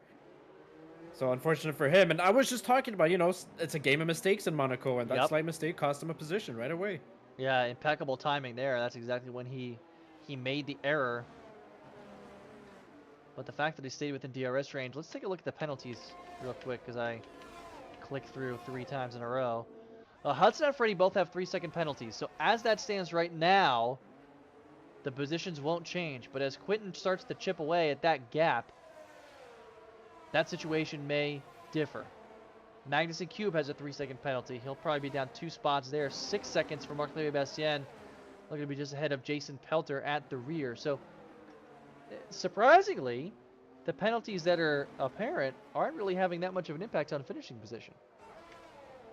All right, we're seeing the grid being a lot more spread out than I was expecting. I was expecting everybody to be a lot closer and at least battling each other. And right now we have almost, besides that one DRS train, we got most of the mid-pack drivers just in their own la la land and just trying to bring it home, basically.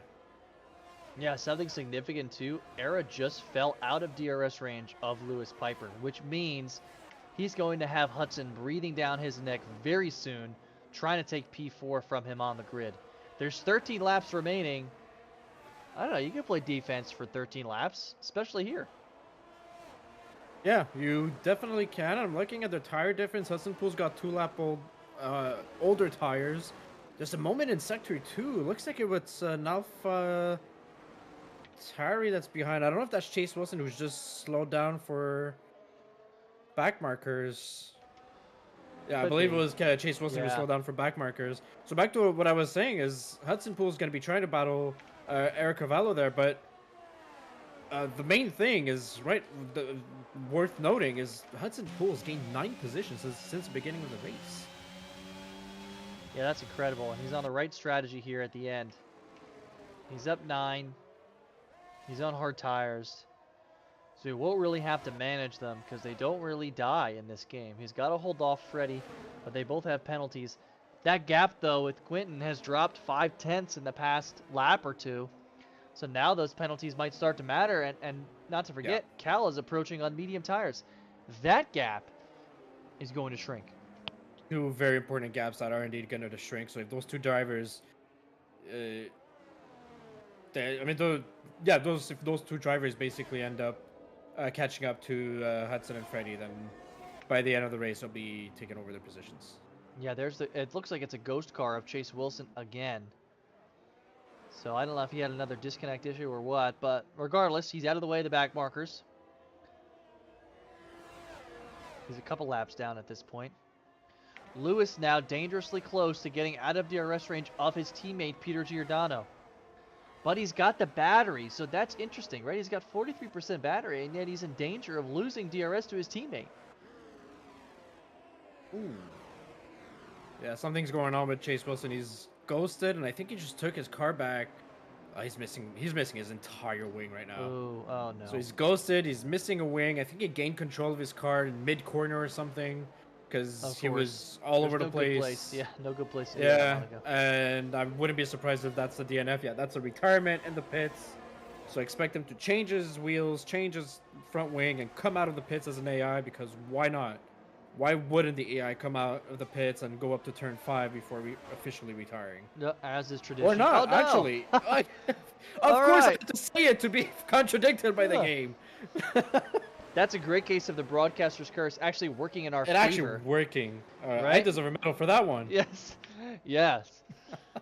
Luke Locklear at P1, holding it down really nicely, of course, after that incident with Quentin K.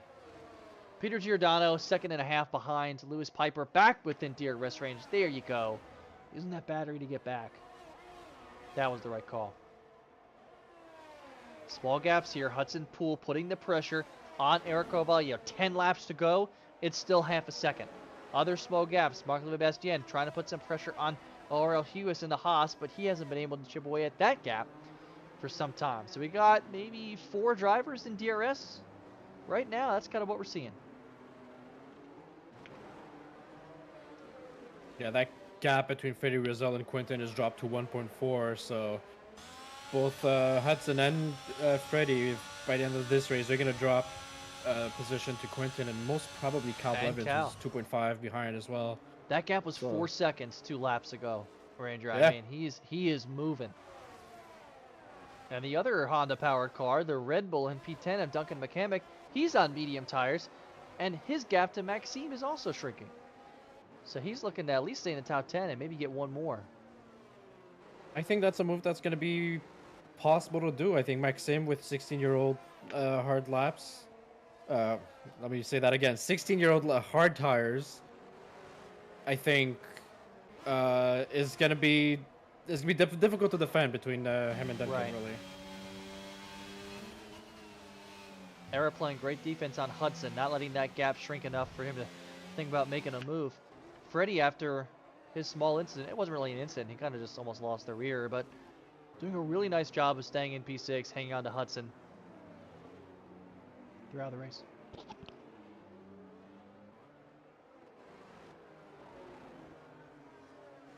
Yeah, so unofficially, I mean, we're already mostly through the race at lap 30 out of 39. That's gone by very quickly so far. Yeah, oh, Mark thinking about making a move on the Haas. Oh, and Freddie gets a devastating additional 3-second. Oh, there might be an incident. He fell down a couple of paces. Oh, he lost his wing. Oh, that was huge. There's debris on the track. Wing. That is a whole wing gone.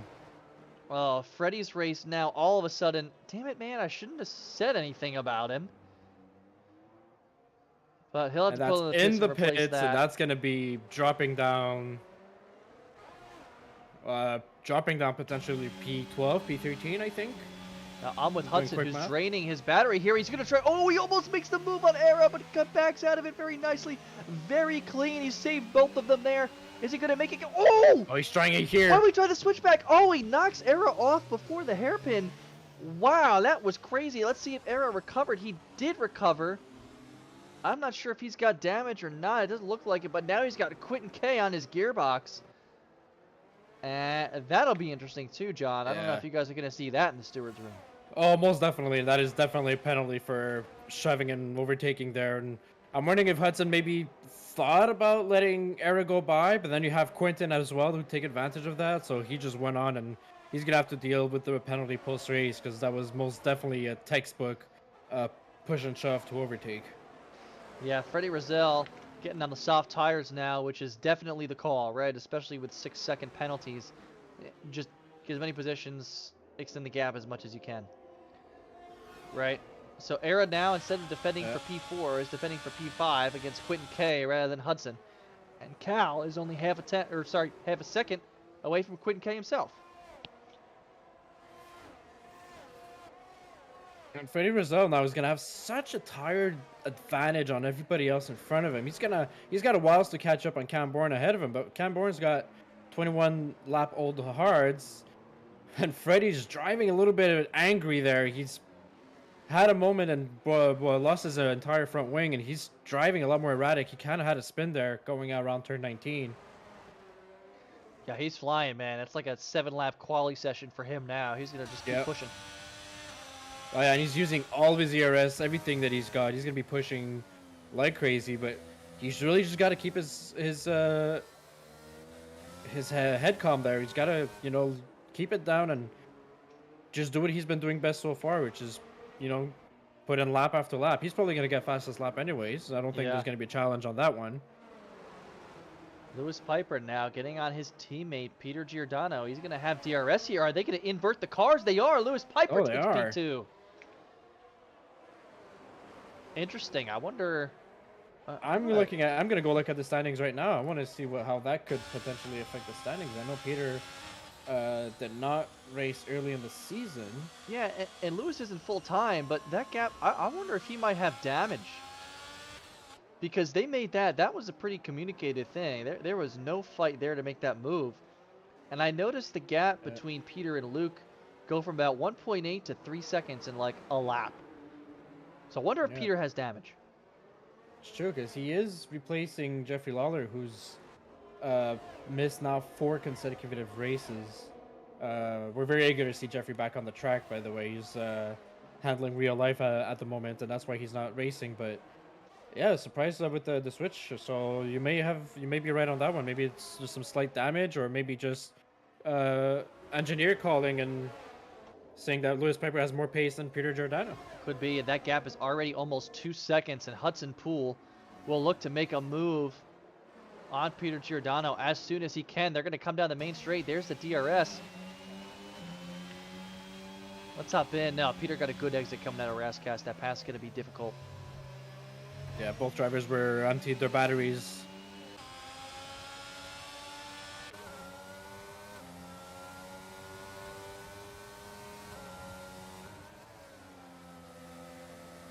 Five laps to go, and oh, Hudson's got the inside there. Is he gonna do the same thing to air out? He's got a bit of contact there. Oh, he almost loses it. He ghosted a little bit. He lost control Ooh. so much, but he's back in the hairpin and getting preps to make another move. Now he's got 3 seconds, so looking at Era right now, not only is he fighting off the Williams and Quentin K, but he's also trying to stay within 3 seconds so he can get a position if it stays like this. So he wants Peter Giordano to defend like his life depends on it. Close that gap.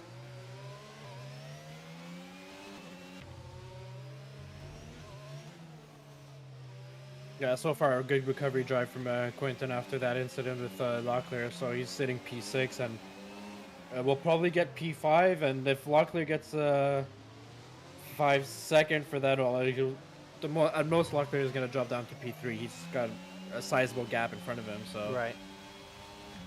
On with Hudson, not making the move in the main straight, getting a really good exit here off of turn 1.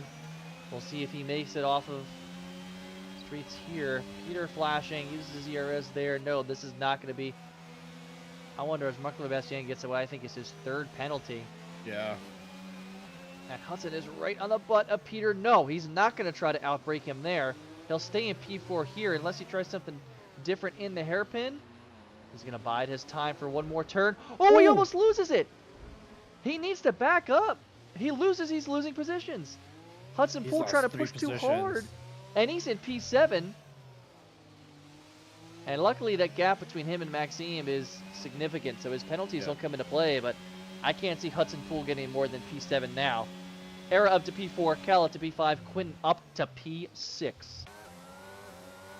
Yeah, he was trying very hard to get by the driver in front of him, and that didn't work out for him. And with the tires being so used up right now, we might see some guys having moments. And there is a yellow sector 1 and 2 flag. Yeah, it looked like Who's that? Is that Marc Olivier Bastien? Oh, he's not having a good night tonight, is he? No, he's lost his front wing. Wow. There, with 3 laps remaining. I mean, that's now to the point where I think you can retire here, and you'll still get the credit, right? You'll still get the 1 point. If he pits, he's going to be behind Big Mama Frank. Yeah, most definitely. I don't know if he's going to be told that. I have a feeling he's going to go for the pits and try to race it out. Let's hop in with Freddie here now. While we were talking before, Cal had passed Quentin K. He's in P5 now on his medium tire strategy, so he's run that strategy very well. He's got 3 laps to try to take P4 from Eric Carvalho. Lewis Piper, two seconds behind Luke Locklear for the lead. Freddie Rizal made the pass on Camborne, and he's now in P11. Yeah, I'm expecting to see some guys have moments, because at this point in the race, especially once you hit the 20 lap old hards, or maybe a little bit past that, you got a short shift like an extra gear practically at certain corners. We saw it in with Hudson Poole. He was in second gear when he throttled it, and he should have been in third. And that what's caused this moment. Oh, Freddie completely Oh bends it no! in the chicane. Oh my goodness. He just clipped his tire right outside the chicane, and that is a retirement and game over for Freddie Rizal in the Haas. So he will finish P18. So you know what? I stand corrected. That's why Marc-Louis Bastien doesn't retire, because you never know when incidents like that can happen. And now he's looking at 17th instead of 18th. Well, how unfortunate for Freddie. I think that goes to say what I was saying earlier. I think he was driving with a lot of passion, a lot of energy on those soft tires, just pushing it, and he pushed himself past his limits, and unfortunately DNF instead of bringing it home.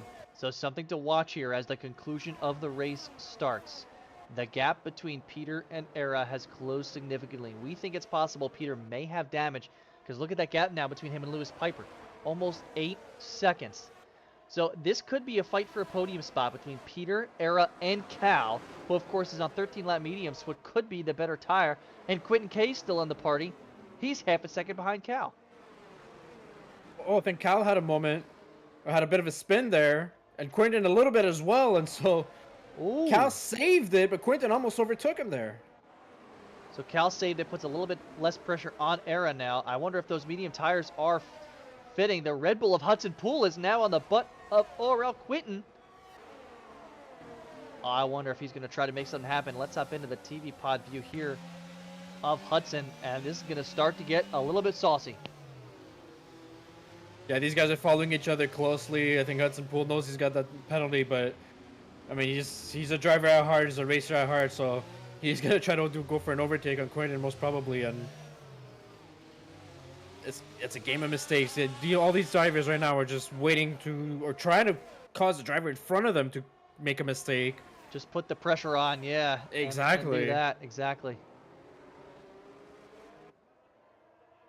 That's a lapped Alfa Romeo behind Hudson Poole, is trying to put pressure on Quentin K, but Marc-Louis Bastien will take that DRS all the way down. Now as Era comes around, I wonder if he's going to try to make a move on Peter Giordano for the podium. This is the last lap. Here's DRS. He's got the battery. We're here already. There's not going to be enough room. Sorry, one more to go. I got a little excited there. I was anticipating the finish, Ranger. Yeah, a lot to go, and it's going to be... Ooh, unless I... almost a little bump. He did bump him. Era takes it. is. Maybe a little bit of a bump. Did Peter recover? Cal got bumped as well. It looks like he did. A lot of bumping going on between those three drivers, and Hudson Poole lost his more wing. bumping. No. Hudson Poole did lose his wing. Now I wonder if he's in danger, if Maxime can make up that gap. That'll be too I think tight. Hudson was trying to avoid the situation between Quentin and Kyle. It looked like it had a domino effect, right? Era punts Peter. Peter tries to get back, and Kyle tries to avoid Peter, and now Kyle gets slippy. Quentin gets past Kyle, and Hudson, trying to avoid everybody there, kind of puts his car into the wall and leaves the end plate of the wing on the track now. What a chaotic end, and Hudson Poole gets a 3-second time penalty again. Chaotic end. We're on with Luke Locklear. He's going to cross the line. He has enough space to go, and he's going to win Monaco. Lewis Piper follows by a second. 10 seconds back for the gap, and we will get to Eric Carvalho, who will finish with a provisional podium here. He's in P3, Peter P4, Quentin K in his first year race, a strong P5 at Monaco, followed by Cal, Hudson Poole, and Maxime Beaulieu will round out the top 8. Well, no, presumably. We'll see if Duncan botches the exit at a Rascass and will not fight for P8. He'll be had with P9. And Magnussen Cube's going to round out our top 10. Really nice for Magnussen Cube. Wow, D2 reserve coming in. That's a great showing. Great showing. Didn't talk about him at all during the race. You know, he did his thing, did what he had to do, and brings it home P10. That's a great showing for McLaren. Yeah, great showing for McLaren, yes. Most probably another reserve for Jeffrey Lawler, Lewis Piper, because if Luke Locklear gets his 5-second penalty for the incident on Quinton, well, that makes Lewis Piper our race winner. That could. That good. So we will get all this good stuff here in the interviews, of course, when it is finally classified. I think we're waiting for Big Mama Frank to come across the line here to end everything, and here he is, and he finishes there, P16. Nice job BMF coming in and reserving on a tough track in the best division. So John, we'll get these guys in chat, man. We're looking at Luke Locklear, we're looking at Lewis Piper, and we're looking at Eric Carvalho.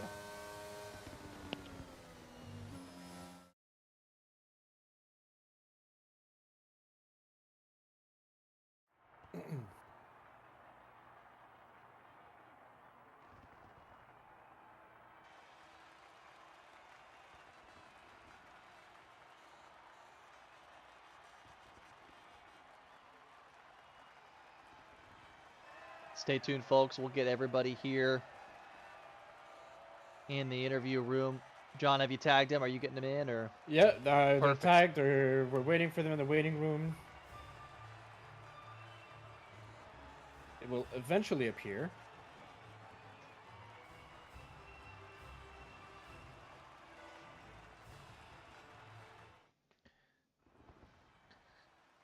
We'll hop on over to the interview screen as we start to get our errors. But the final classification, Luke Locklear with the win. Lewis Piper, Eric Carvalho, Peter Giordano, and Quentin K round out your top 5. Cal with a strong showing P6. Hudson Poole in P7 after starting P14.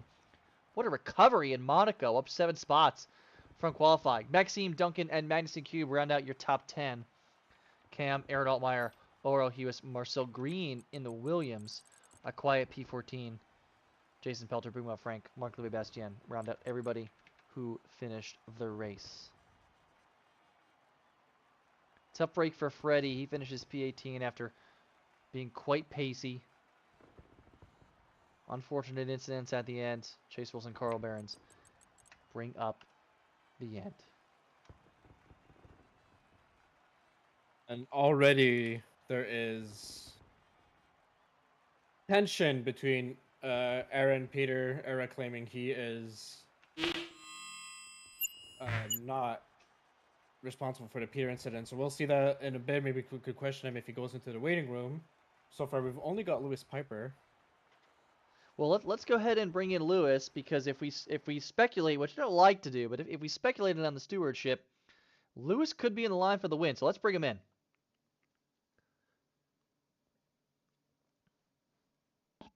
I'm going to drag you Lewis right now.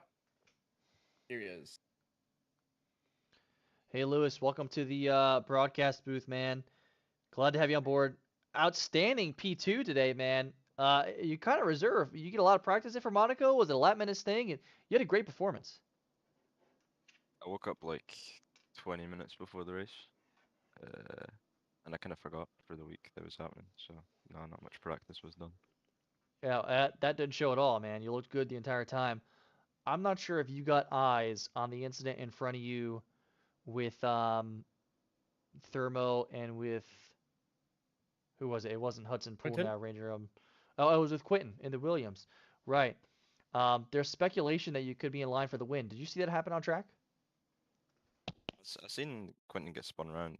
I didn't really see exactly what happened, but I think my teammate was obviously ahead of me, so I think he's seen it happen. So yeah, hopefully a penalty. And I think that comes to ask the next question, because we saw a little bit of a switch around between you and Peter Giordano. What was the reason behind the switch of the two Ferraris? Like just early in the lap, he hit the wall, so he had a little bit of damage. So he let me pass, so I could. We already assumed that he could potentially get a penalty, so we're trying to stay within 5 seconds. So he let me pass it. Hopefully, stay within that, so at least one of us won. Good call. Well, Call on. that kind of panned out exactly as you were expecting. Lewis, when you reserve for us, man, it's always been like, I think you've hit a podium every time you reserved. Any chance you're going full time with us next season, or what are your thoughts? Are we going to see more of you? It just depends how if I get when I get my job and things like that, because obviously the race is at like 2 o'clock in the morning for me. So just Right, kind of that's true. depends. That's true. But yeah, hopefully, maybe we'll see. No. Lewis, thanks so much, man. Appreciate it. We'll let you go. Congratulations on the podium, and hopefully we see you driving more frequently for us. That was great. See you. All right, Yeah, Buff. Ranger. Should I bring in Locklear? No, let's bring in Era first, and then we'll Era? get to then we'll get to the big one. All right. All right. So here's Eric Cavallo joining us at the moment in the broadcast booth. Era, what's going on, man? Dude, you secured the podium at the end. Nice job, dude. How's it going? Hey there, guys. Evening, everybody.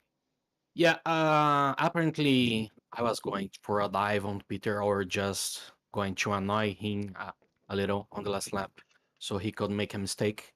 Apparently he made a mistake. I don't know if he felt a hit for me from my car. I was really far from his car, so nothing I can make about it. He can't blame it on me. Maybe the sync, I don't know. But the race was pretty safe. I I think I touched the wall like 2 times. I was just trying to be safe all the race, and I had some fight with Lewis Piper on the start of the race. I guess later on I was just holding my position, and Hudson tried to dive me and spun me to overtake me. Uh, but later he spun. I don't know what happened to him. And yeah, I'm really happy with the P3 because I didn't had a very good pace. I just tried to be safe the entire race. Right, thank you for the proper review there. So, uh, during the race, uh, how did you play out for the pit stop strategy? So you gave us a pretty uh detailed description on your race, but how about the pit strategy? Walk us through how that went. I was trying for an overcut on Luke, Lewis Piper, and the other guys because they were stopping very soon. I think he may be stuck on the traffic, stopping this soon. So I kept on the track for more time, but it didn't work. I lost the position for Lewis Piper. For a while, we had the same pace, me and Lewis Piper, but by the end, he was really fast. I think he had the fastest car by the end of the race. Um, yeah, I think the pit stops really didn't work for me. I think Luke did the perfect call on the stops. Yeah, Era, this is like your second or third podium, I think, this season. Before we let you go, real quick, what are your thoughts on next week at Spain? How do you feel around Barcelona? Anything but Monaco. Yeah, I think I can do better on Spain and any other track. Even Singapore, I like Singapore, but Monaco is a pain for sure. I agree with I you, think man. on Spain we can fight for the victory. I think it will be much more normal than this week, this Monaco race. Yeah, I know. I'm for one totally unbiased, but I'm hoping I see you pull out that victory next week in Spain. Aaron, nice job tonight, man. Thanks. Thank you, Buffalo. Thank you, Ranger. See ya, Yep. guys. Take care. All right, man. Let's bring in race winner Luke Locklear And and see what he has to say. here he is in the booth.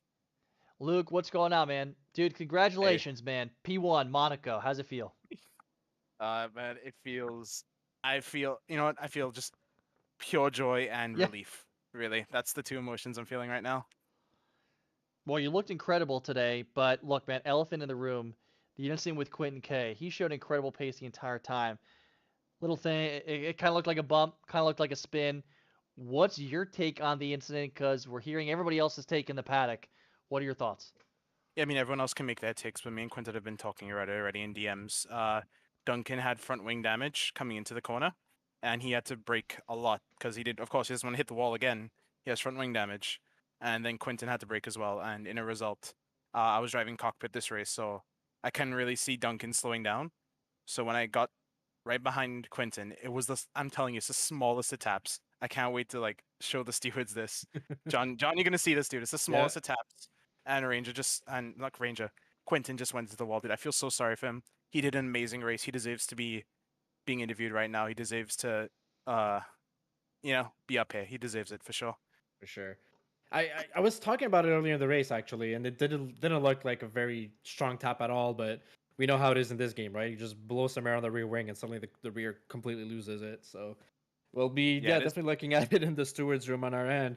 Um, what did you think? So what I'm curious about is your battle with Quinton, not on track but in the pits. You were trying to cover the undercut from Quinton, and he went long and ended up getting out of the pits in front of you. So what caused that? Was that because you had traffic on track? and that slowed you down a little bit, or is it really purely the pitch strategy that worked out on his end? Uh, we're kind of mixed on that. A lot of people have been talking, like even in the waiting room, people have been talking to me. I don't know how. Made when Quinton pit, the gap was 17 seconds. Pit stop gap for Monaco is 21.7, and he came out ahead of me. I don't know how. I seriously can't explain that to you. I undercutted him successfully, but apparently his car was just faster through the pits. I guess maybe his team made a better pit stop than me. I don't know, but yeah, he gained a lot of time in the pits. Don't know how, but yeah, he does still amazing pace from him, but that pit stop was kind of weird. From the booth, it kind of looked like you may have been, Duncan was in the middle of his first stint, and it kind of looked like he was maybe holding you back, of course, from having kind of the clean air. Do you think, Quentin did have the clean air at that point? Do you think that may have contributed to it, or? No, it was a 17-second. Like as soon as he went to the pits, Major's like, okay, 17-second gap, just stay right behind Duncan. You're gonna be ahead of him. And then he just came out ahead of Duncan and me. I tried to make a move into the tin, but I was like, okay, I just don't want to risk this. I'm not gonna risk trying to make an overtake. Let's just see what Yeah. happens and goes on. Well, look, man, we'll see how it all shakes out. And congratulations on the win today. Before I let you go, how do you feel about Spain next week, Barcelona? Oh, amazing. I mean, I was gonna win it last season in D2. No, not last season. 2 seasons ago in D2, but hopefully I can maybe cook something up this season as well. Yeah, well, good luck to you, man, dude. Congrats on a great performance tonight, and maybe we'll see you around next week. Yeah, thank you so much, guys. Great broadcast, by the way. Thanks, guys. Thank you Appreciate it. very much. Well, I don't know, guys. Everybody has to have to stay tuned, John. I mean, you guys are gonna have your work cut out for you there. I'm seeing chatter in there about Era's podium. I'm seeing chatter, of course, about Luke's podium. I have no idea how the top three is now going to shake out. And quite honestly, throughout the divisions, I'm gonna be very honest with you. There's not as many tickets as I would think, but I think they're all gonna appear very soon. So, yeah, we're gonna have our week cut out in the storage room this week, and that might, pretty much change the order on the grid. But so far so good. It's a successful weekend, I'd say, throughout all four divisions in Monaco after the holiday break. And next weekend we're going to be at the Circuit of Catalonia in Spain, and that's going to be an interesting race as well. Not the easiest of tracks to overtake as well. Yeah, I've been asking everybody about it, man. What are your thoughts on Spain? I've actually grown to really like it I used to not like it, but after practicing it for ZRL, and it's become one of my favorite tracks. How do you feel about it? I'm a bit in the mids. It's one of the tracks I don't personally care very much about. So I definitely have to practice a lot for Division 3 for my race next Saturday. But yeah, it's just one of those tracks that if they disappeared off the calendar, I wouldn't be affected whatsoever about it. And I'm gonna be very, very truly honest with you about that one. But you said you grew to like it, and I'm hoping I grew to like it as well, and find all the little secrets in Spain to be as fast as I can be. Yeah, we'll see. We got 1 week to go. Next Sunday night, January 15th, we'll be joining you from Spain to watch D1 action. Appreciate you guys joining us for Monaco tonight with full quality. It was great. For ZRL signing off, I'm Buffalo Trace. Appreciate you guys. Good night, everyone.